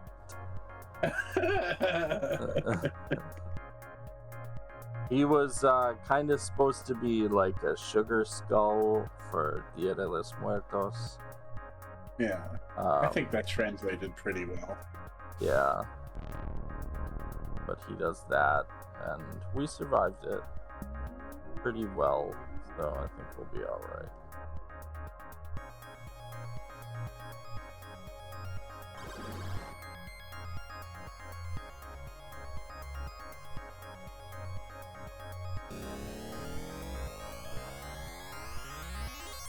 Now we're doing damage.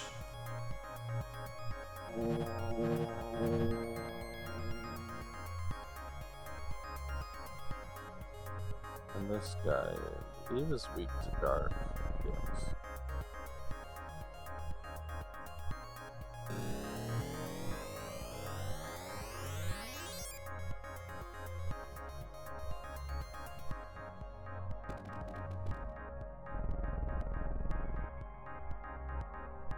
Oh yeah, he still hits hard.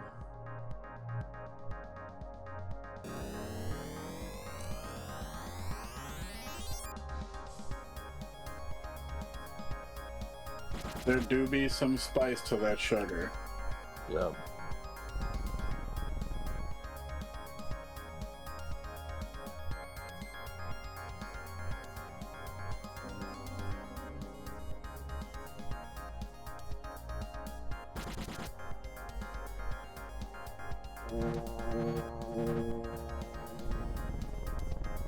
Oof.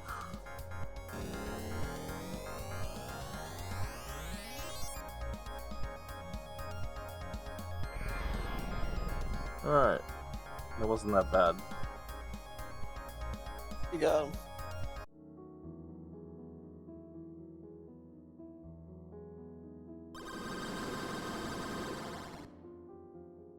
And now we got the skull artifact on the ground is nice. Yep. Yeah. Now we get coolest skull ever.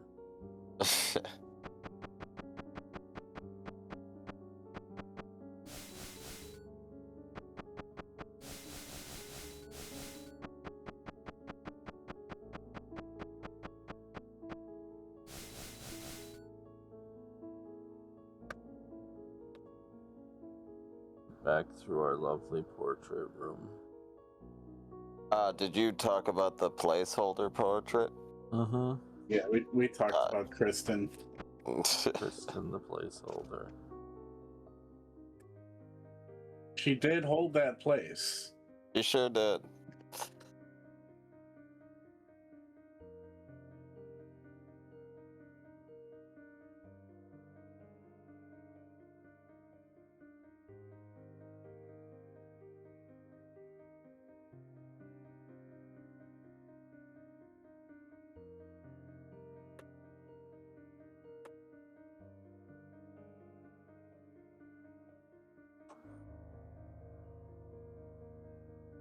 A new comrade is on this field.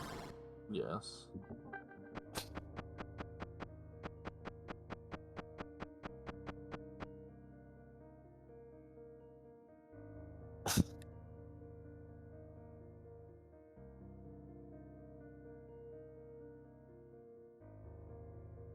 Oh, Patrick Swayze. Yeah, Patrick is a little bit. He won't give you the item that the bat's entrusted with him unless you get him the delicious beetle. It's all that dirty dancing, I tell you. Yeah. Nobody puts Patrick in a corner. We got the coolest skull ever. So, let's take a trip here. That is one cool skull.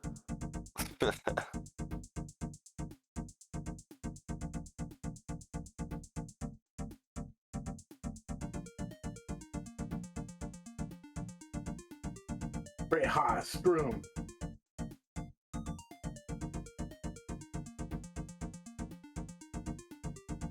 Very nice. He gets a nice boost.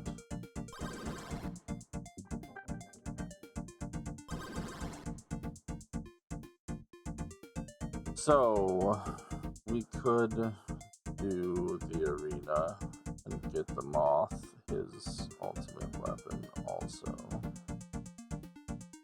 Or we could continue through the castle. I think we'll do the castle first.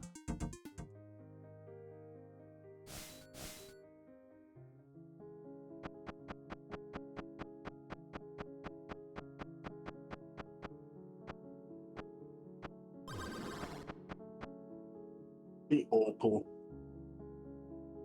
Yep. Uh-huh. And if we look here, there's a beetle with a pink stripe on his back.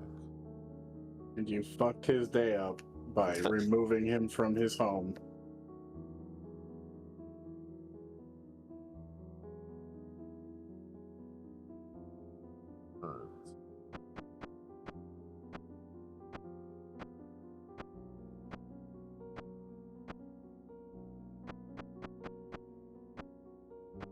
This room was tough.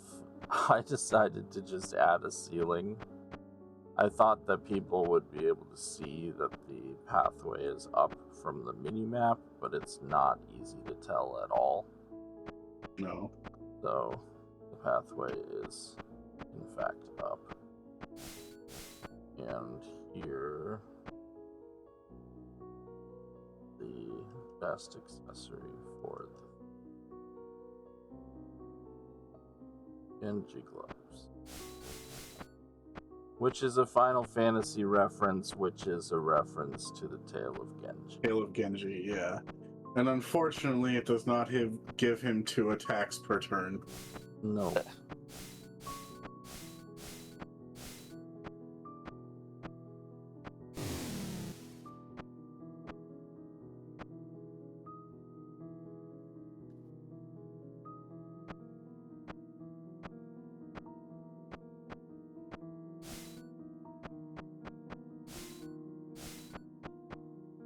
This is a great parallax background. Yeah.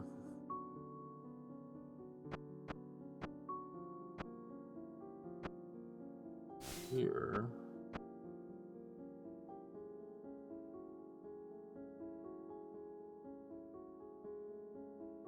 The one for him.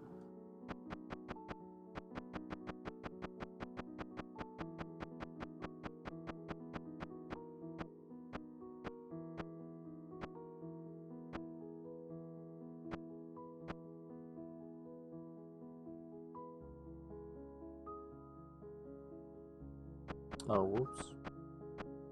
Need to go up. The one above.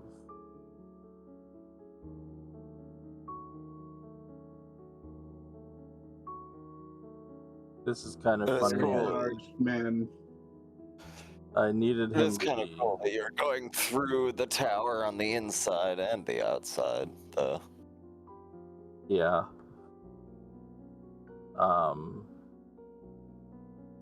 The mummy's kind of funny because I needed him to block the path. So he's very large. He's enormous. Yeah. And then here, he's very not large.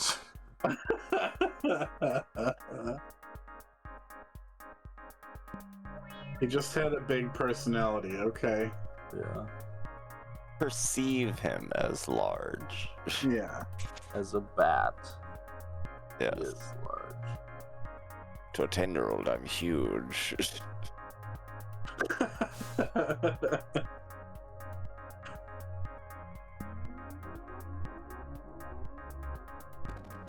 Two 10-year-olds? Oh, that's too much for me.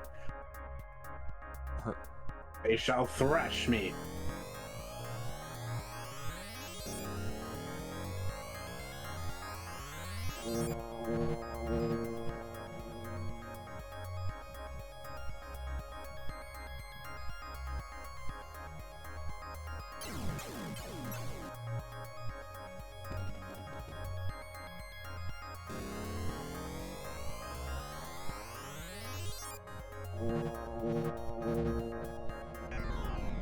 Ooh. Man, oh man. What did Job do to deserve that?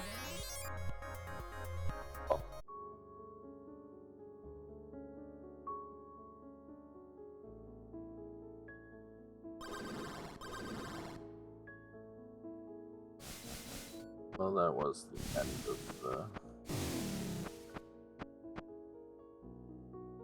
courtyard.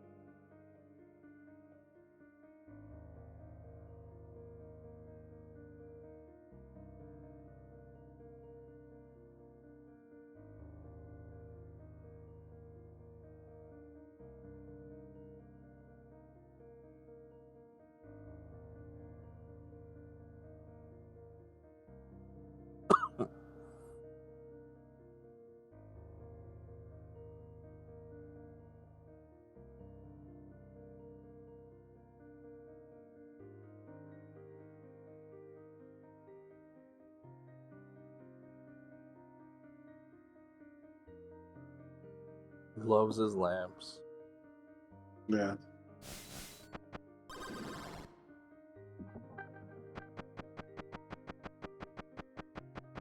We've got Patrick's beetle.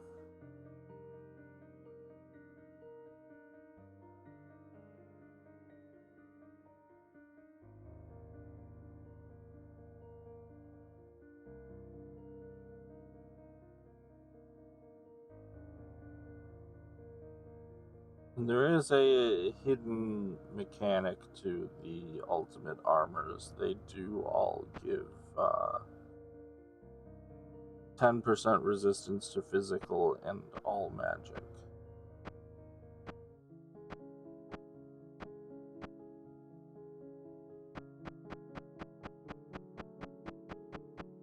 In the very traditional JRPG, and just RPG in general fashion, the more you do, the easier the end is. Yep. Yeah.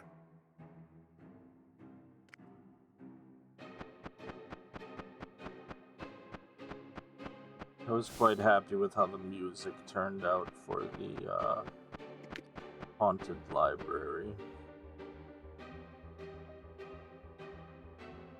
It's very Symphony of the Night. That's good.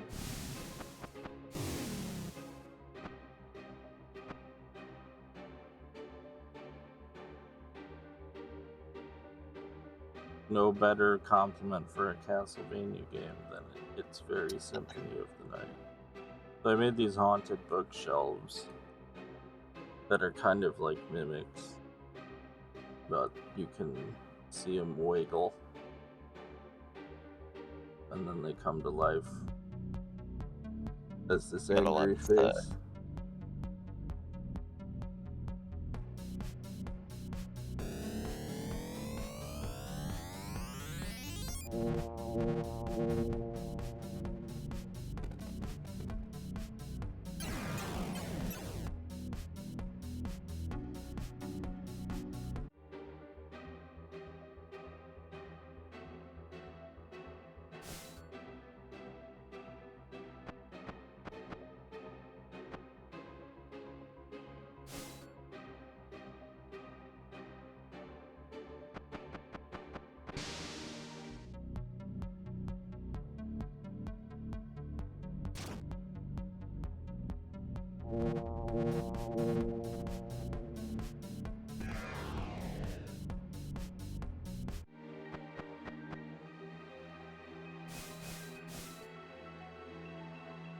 Now we're gonna skip the door here.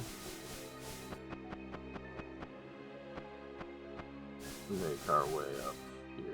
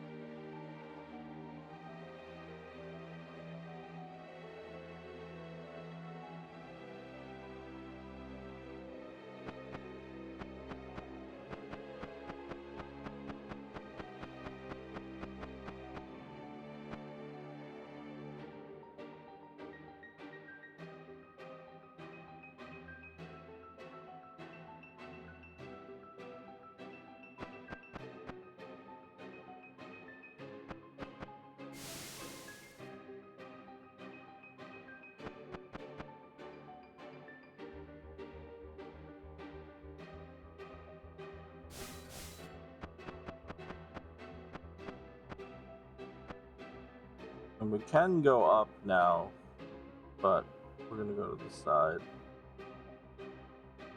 Get to the atelier. Which I just learned how to pronounce. I said 8 lire for years. And we're gonna find our friend Frankenstein's monster.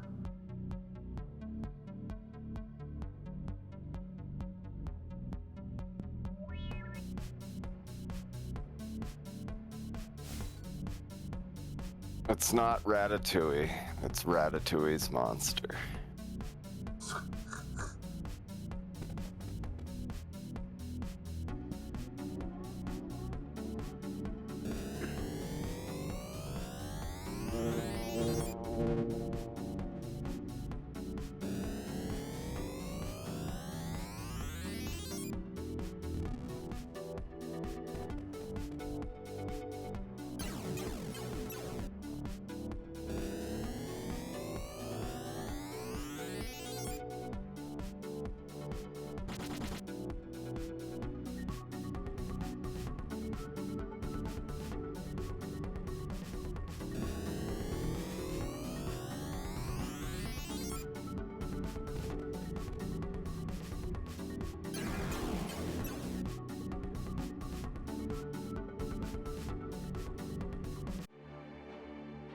And then one thing that's pretty easily missable, but it's got a little glowing blue spot, is that sparkling book right in the bookshelf there.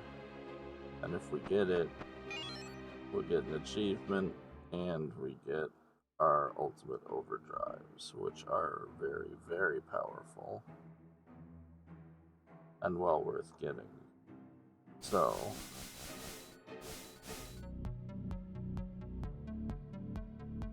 let's give it to this guy. No. We didn't even get to see the animation. Just murdered him. And before we go up to Clock Tower, let's take some backtracking, get our ultimate weapon.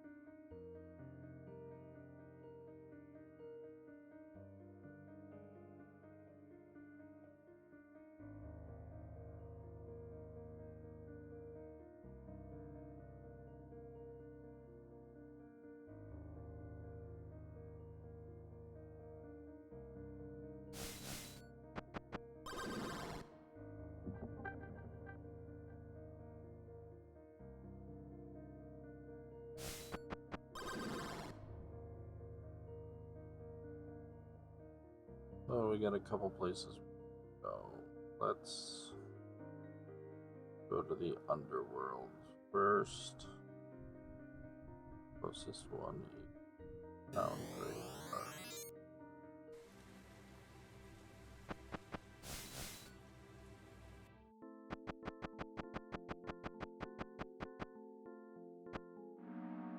Our boy. Yep.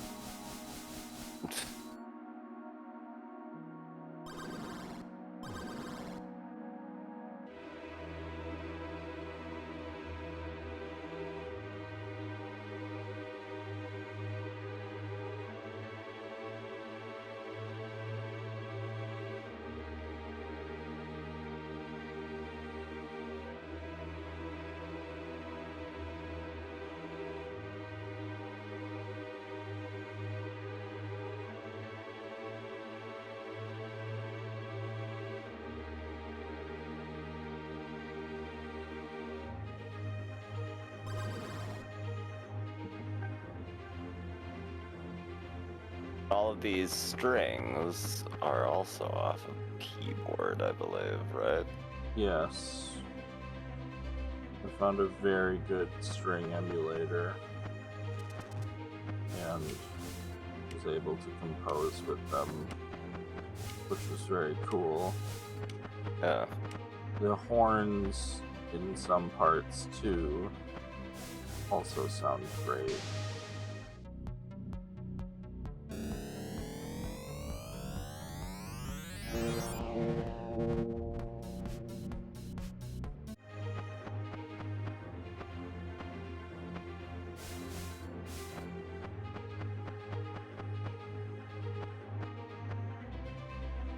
And this is an interesting room that even if you echolocate, it's still black.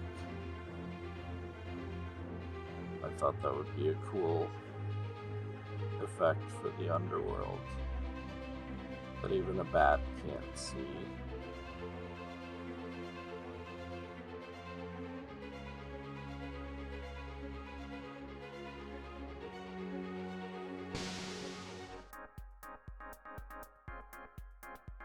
And this guy is pretty tough. He resists just about everything. And he poisons.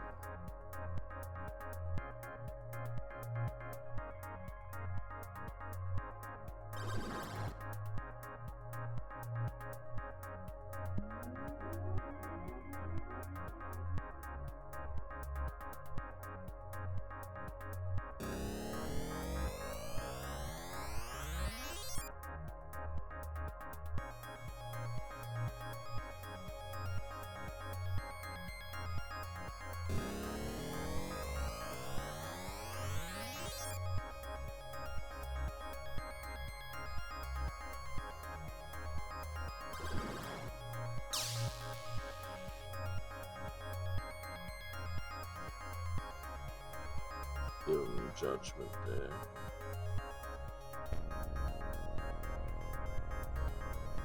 Bang.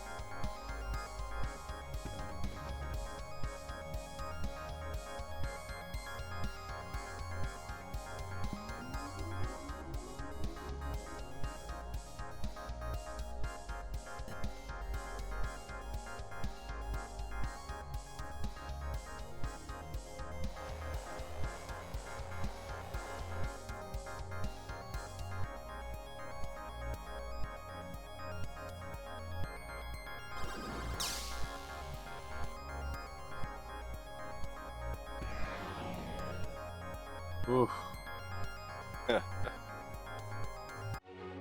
Got him then. Yeah? You did. Now we get the adamant ectoplasm.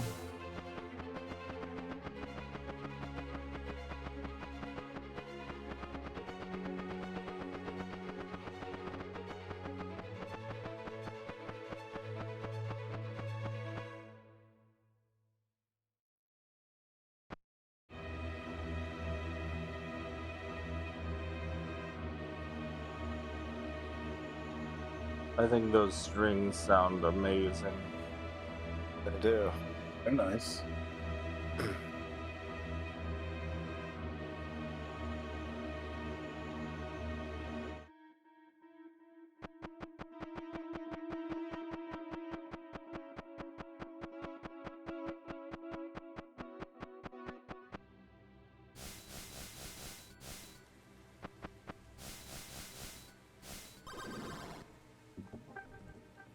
Go to the dwarves.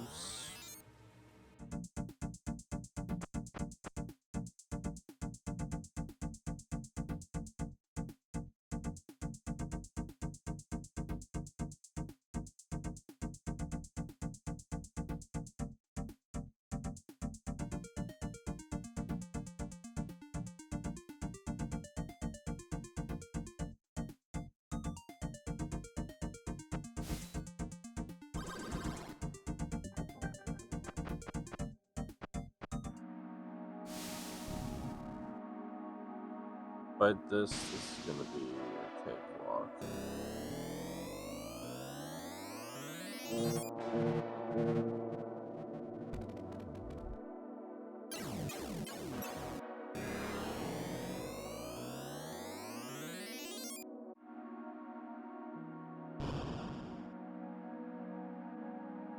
Into the magma cavern.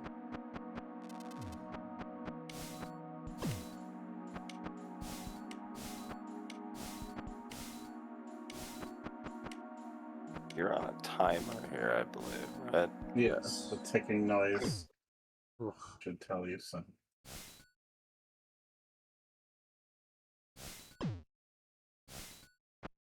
Getting got by my own traps.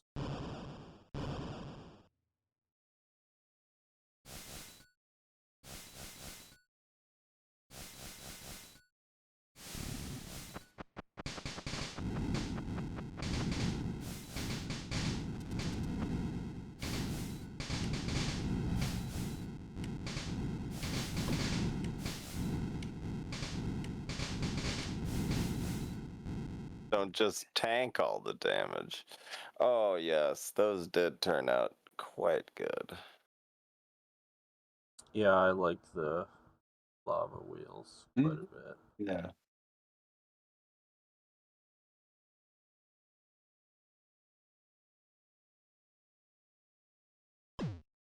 You know what? Never added music. No? Well, better go back.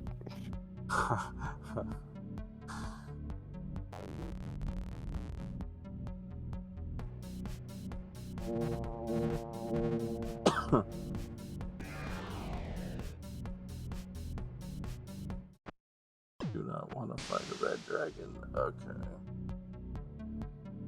You're gonna have to.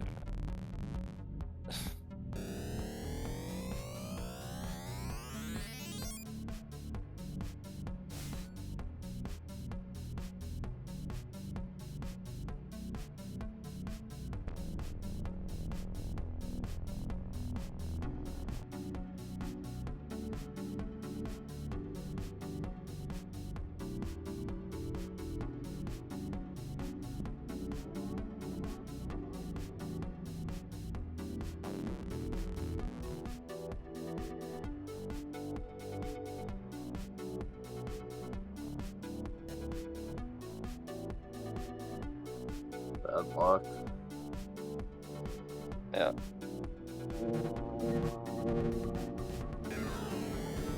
Oh.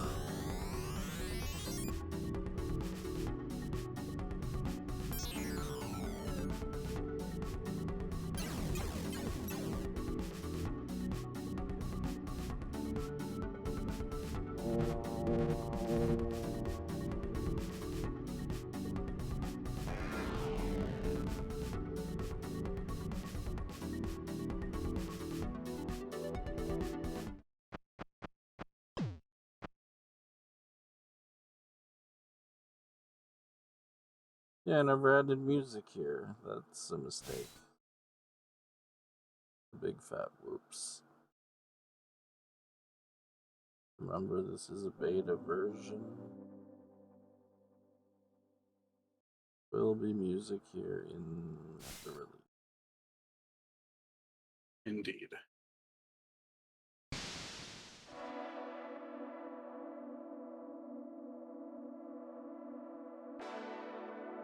This guy's also very tough. He's made of adamantium. Better be.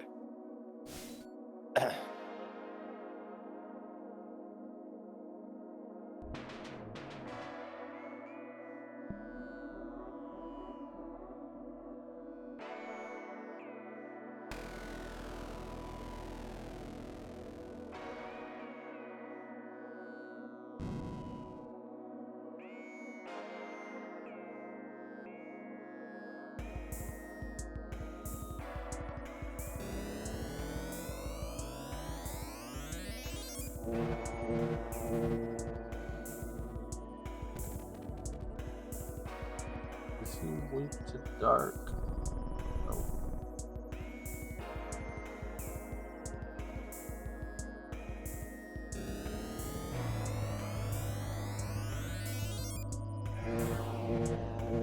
No.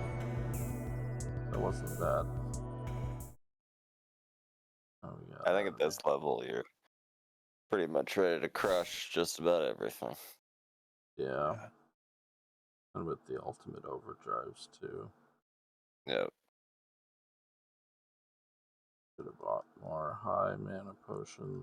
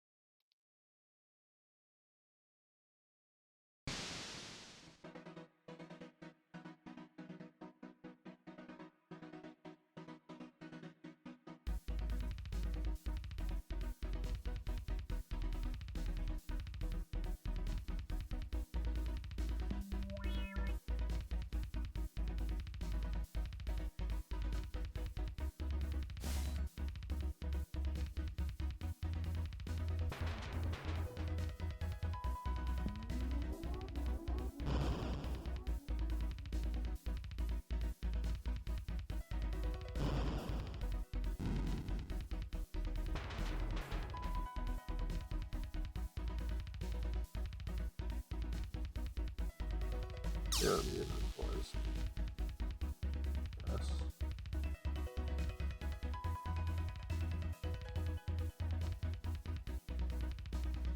Always worth testing, though. Yep. Yeah.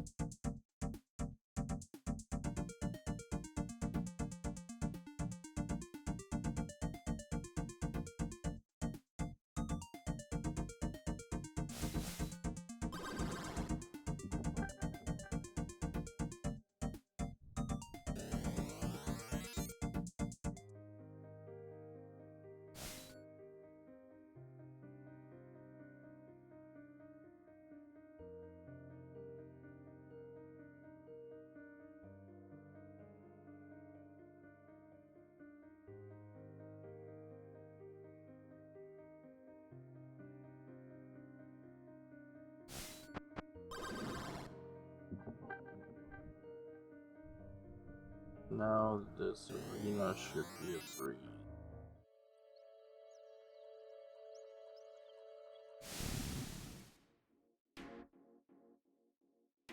I always thought he was smoking a cigar. It's a microphone. No, I am aware the- of that, but I always thought it was a cigar. MC Ant-Man over here. Shut up.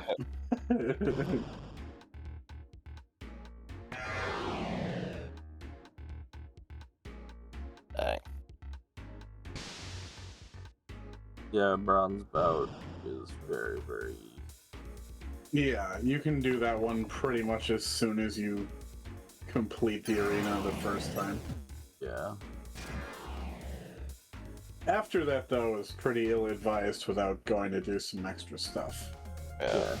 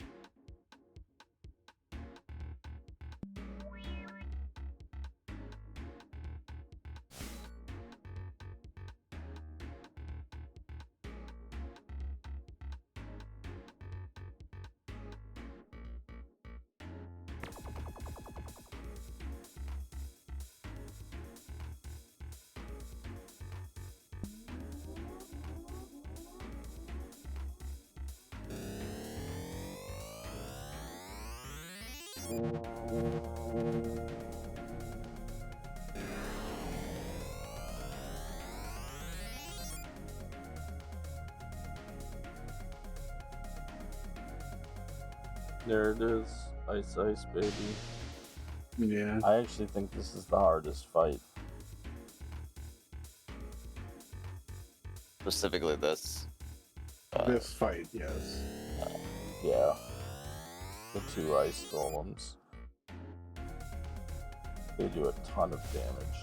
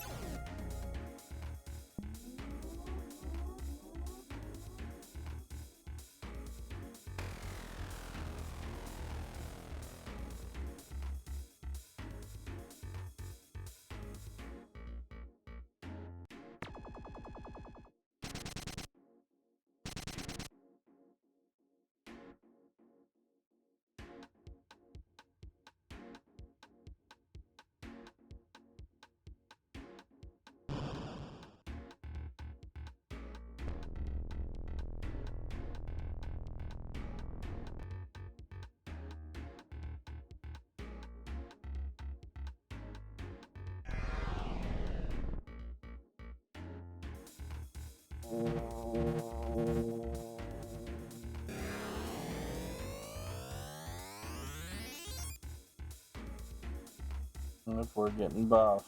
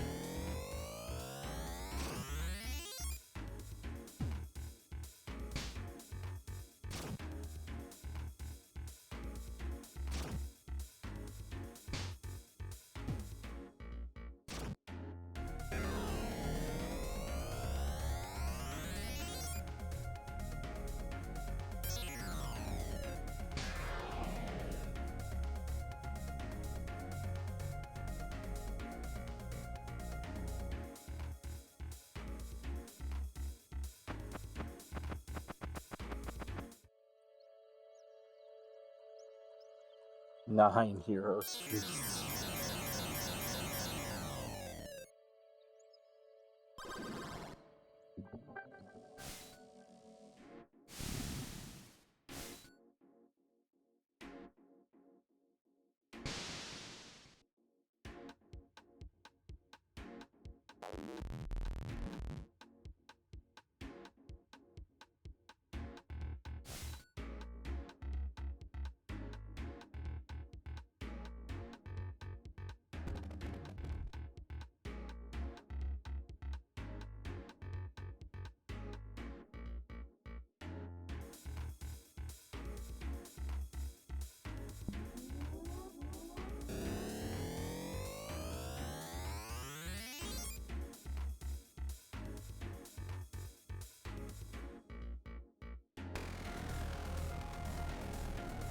Oh, that sucks.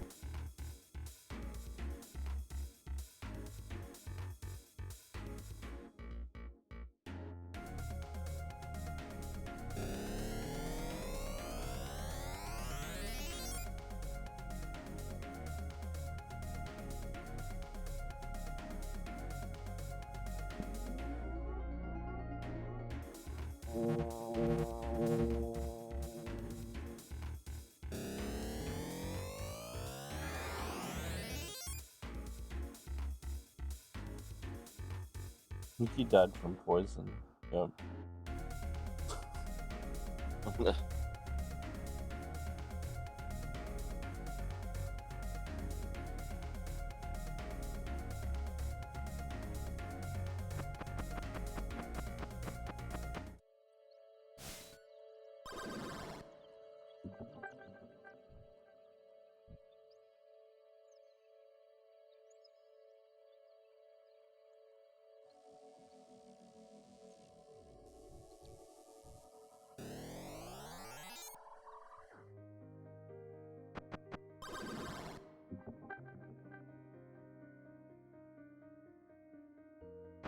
Oh, we need to go get that forge.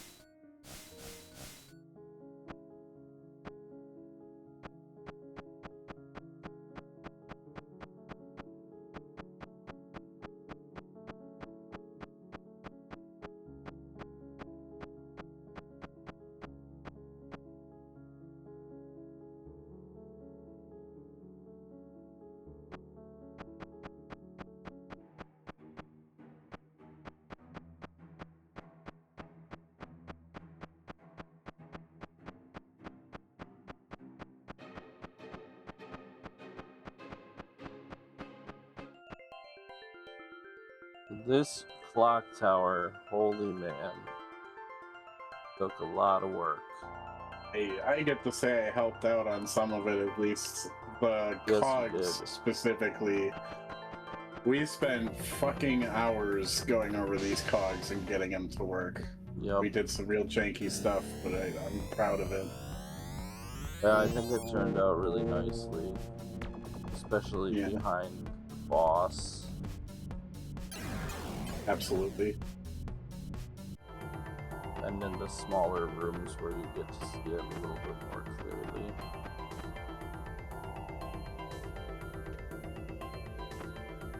But it gives that grand clock tower feel. Yeah, I love the touch that you put all the Roman numerals backwards because of the perspective. Yeah.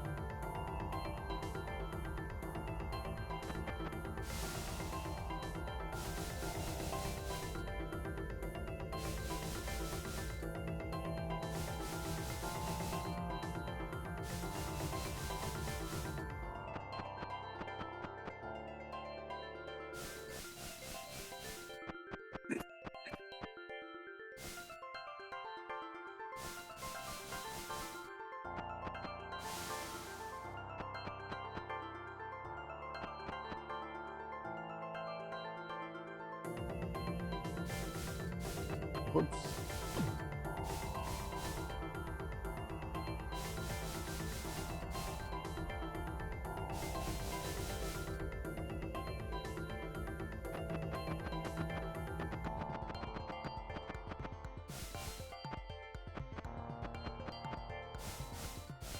Before we go that way.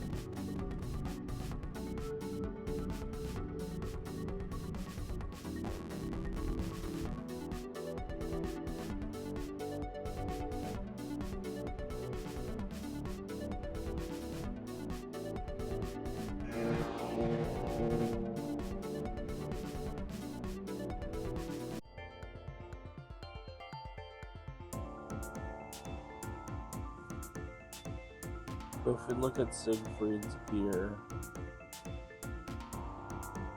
you can kind of tell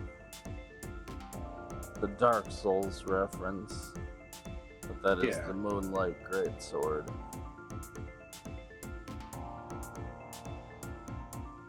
Best greatsword. Yes. I suppose that's more than a Dark Souls reference. That's just a Hidetaka Miyazaki reference. Yeah.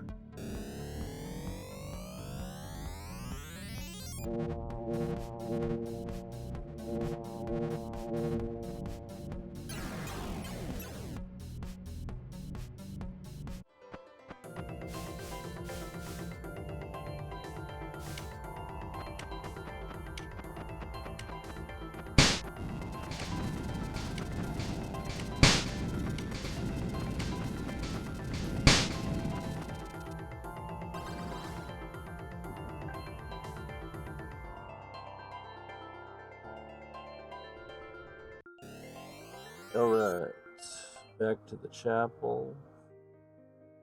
And we give Siegfried his gear.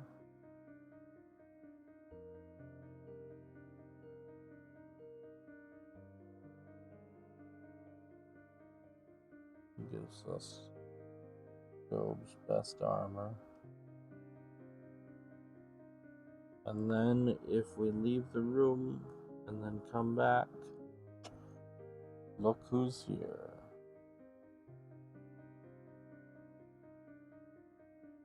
Last achievement with Jojo right here. Jojo swept.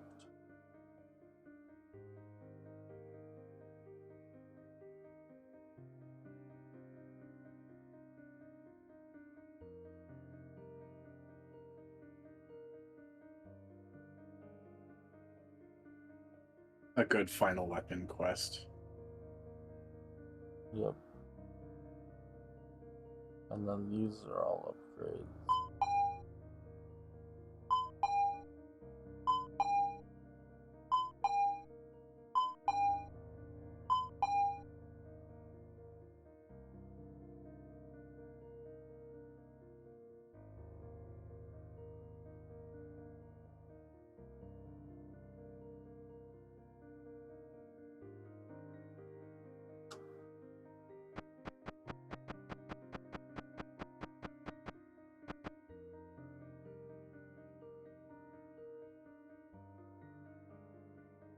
Timothy.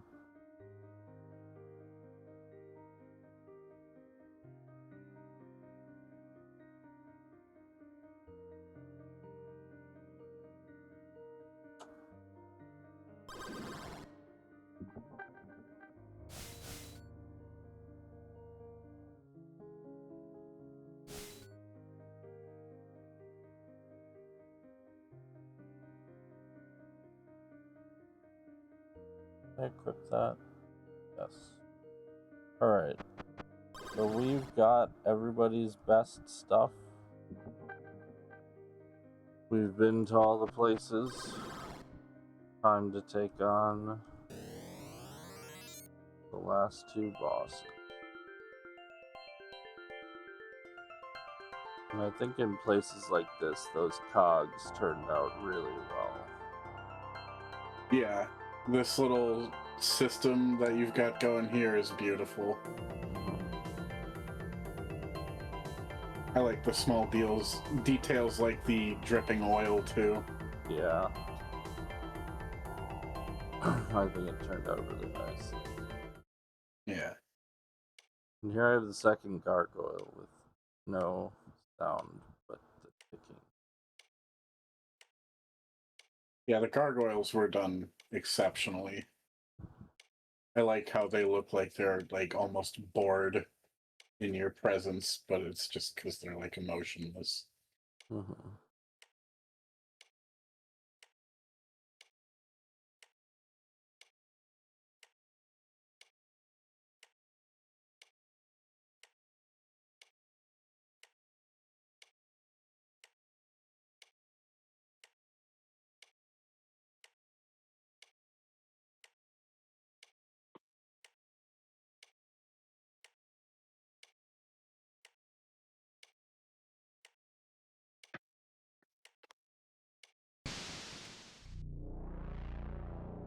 And here I made a choice.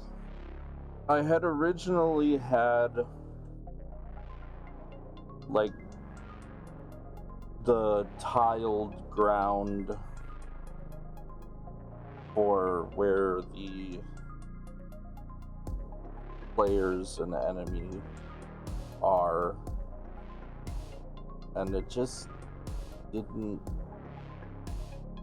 feel as cool as just having the background. So I made the choice to have them floating. Yeah.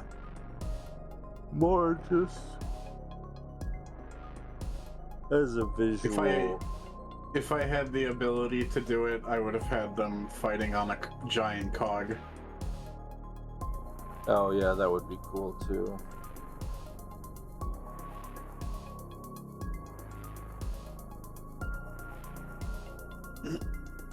But either way, it's a cool fight because there's just a lot going on no matter what. Yeah.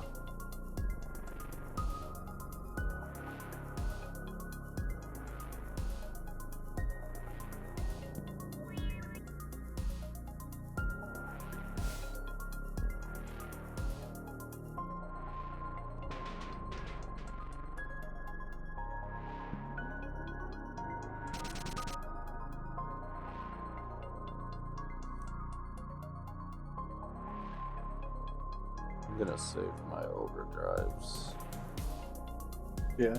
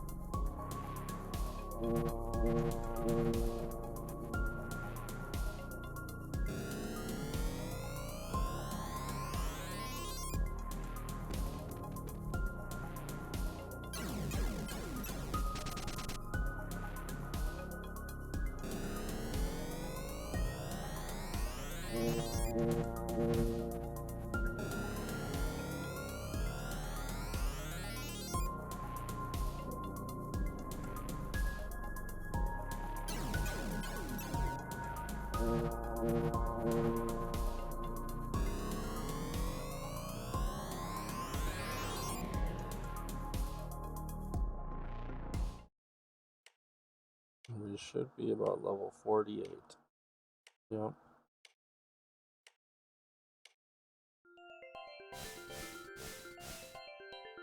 And now this big door unlocks.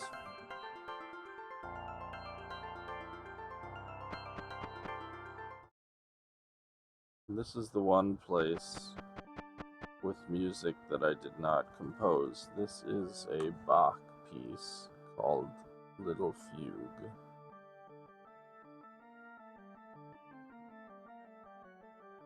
I needed a short fugue, because I wanted a fugue, and I can't compose a fugue. It makes me think of several games. But I think it's great. Oh yeah, absolutely. And I didn't want any enemies, because this is the Master's special place just for him and his organist. Now, these portraits I absolutely adore. That's the king that Job was talking about, and it's got the slash through it and kind of carved into the wall like the vampire dragged his claws or sword against it. And I think it turned out really nicely. Put it at that kind of 45-degree angle there. That's another one by Mr. Jackalope. And then we've got the vampire himself right here. That's very good. That I also think is awesome. He's got very Baldur's Gate hair. Yeah. Yeah. That's not a bad thing, of course. No. Because everybody in Baldur's Gate is hot.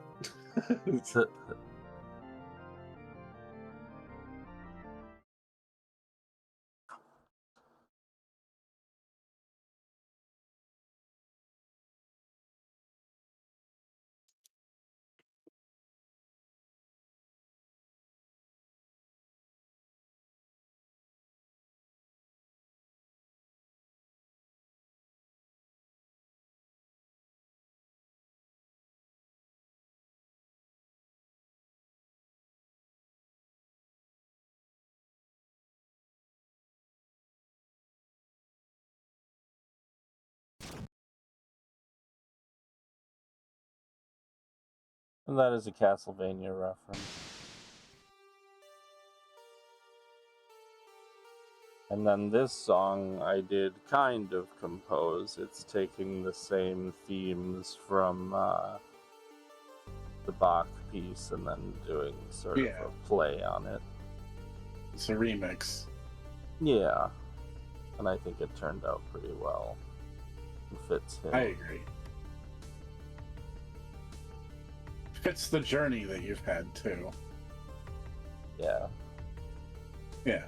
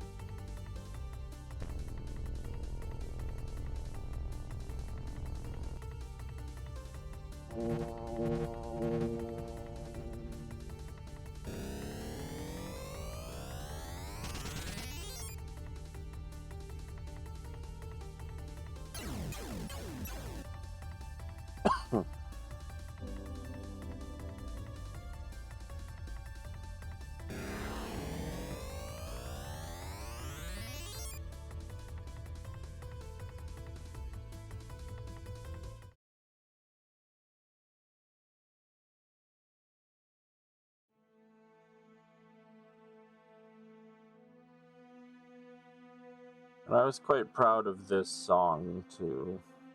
I did it with the horns and the strings. And had used all the dynamics. And I think it fits really well. Yeah. I like that Skelly Man is still jamming, though. Yeah.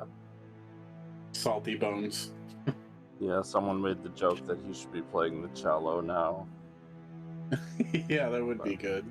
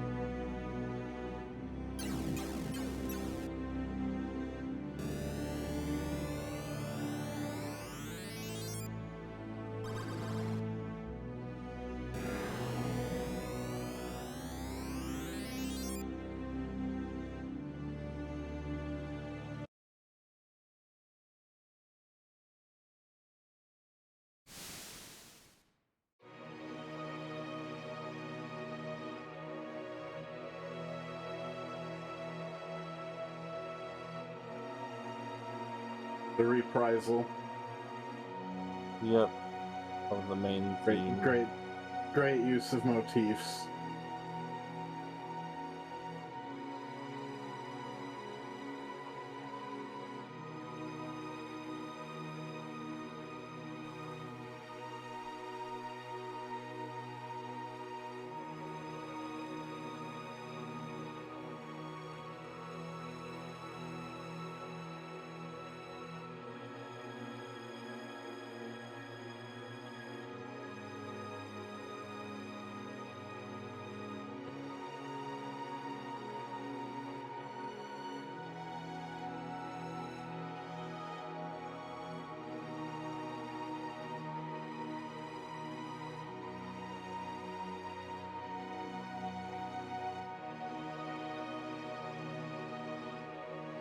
The moths are back.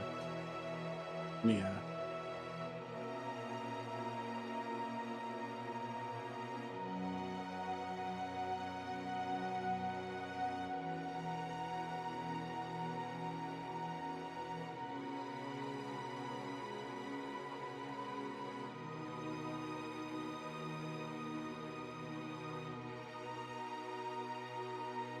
Well, thank you for everyone tuning in.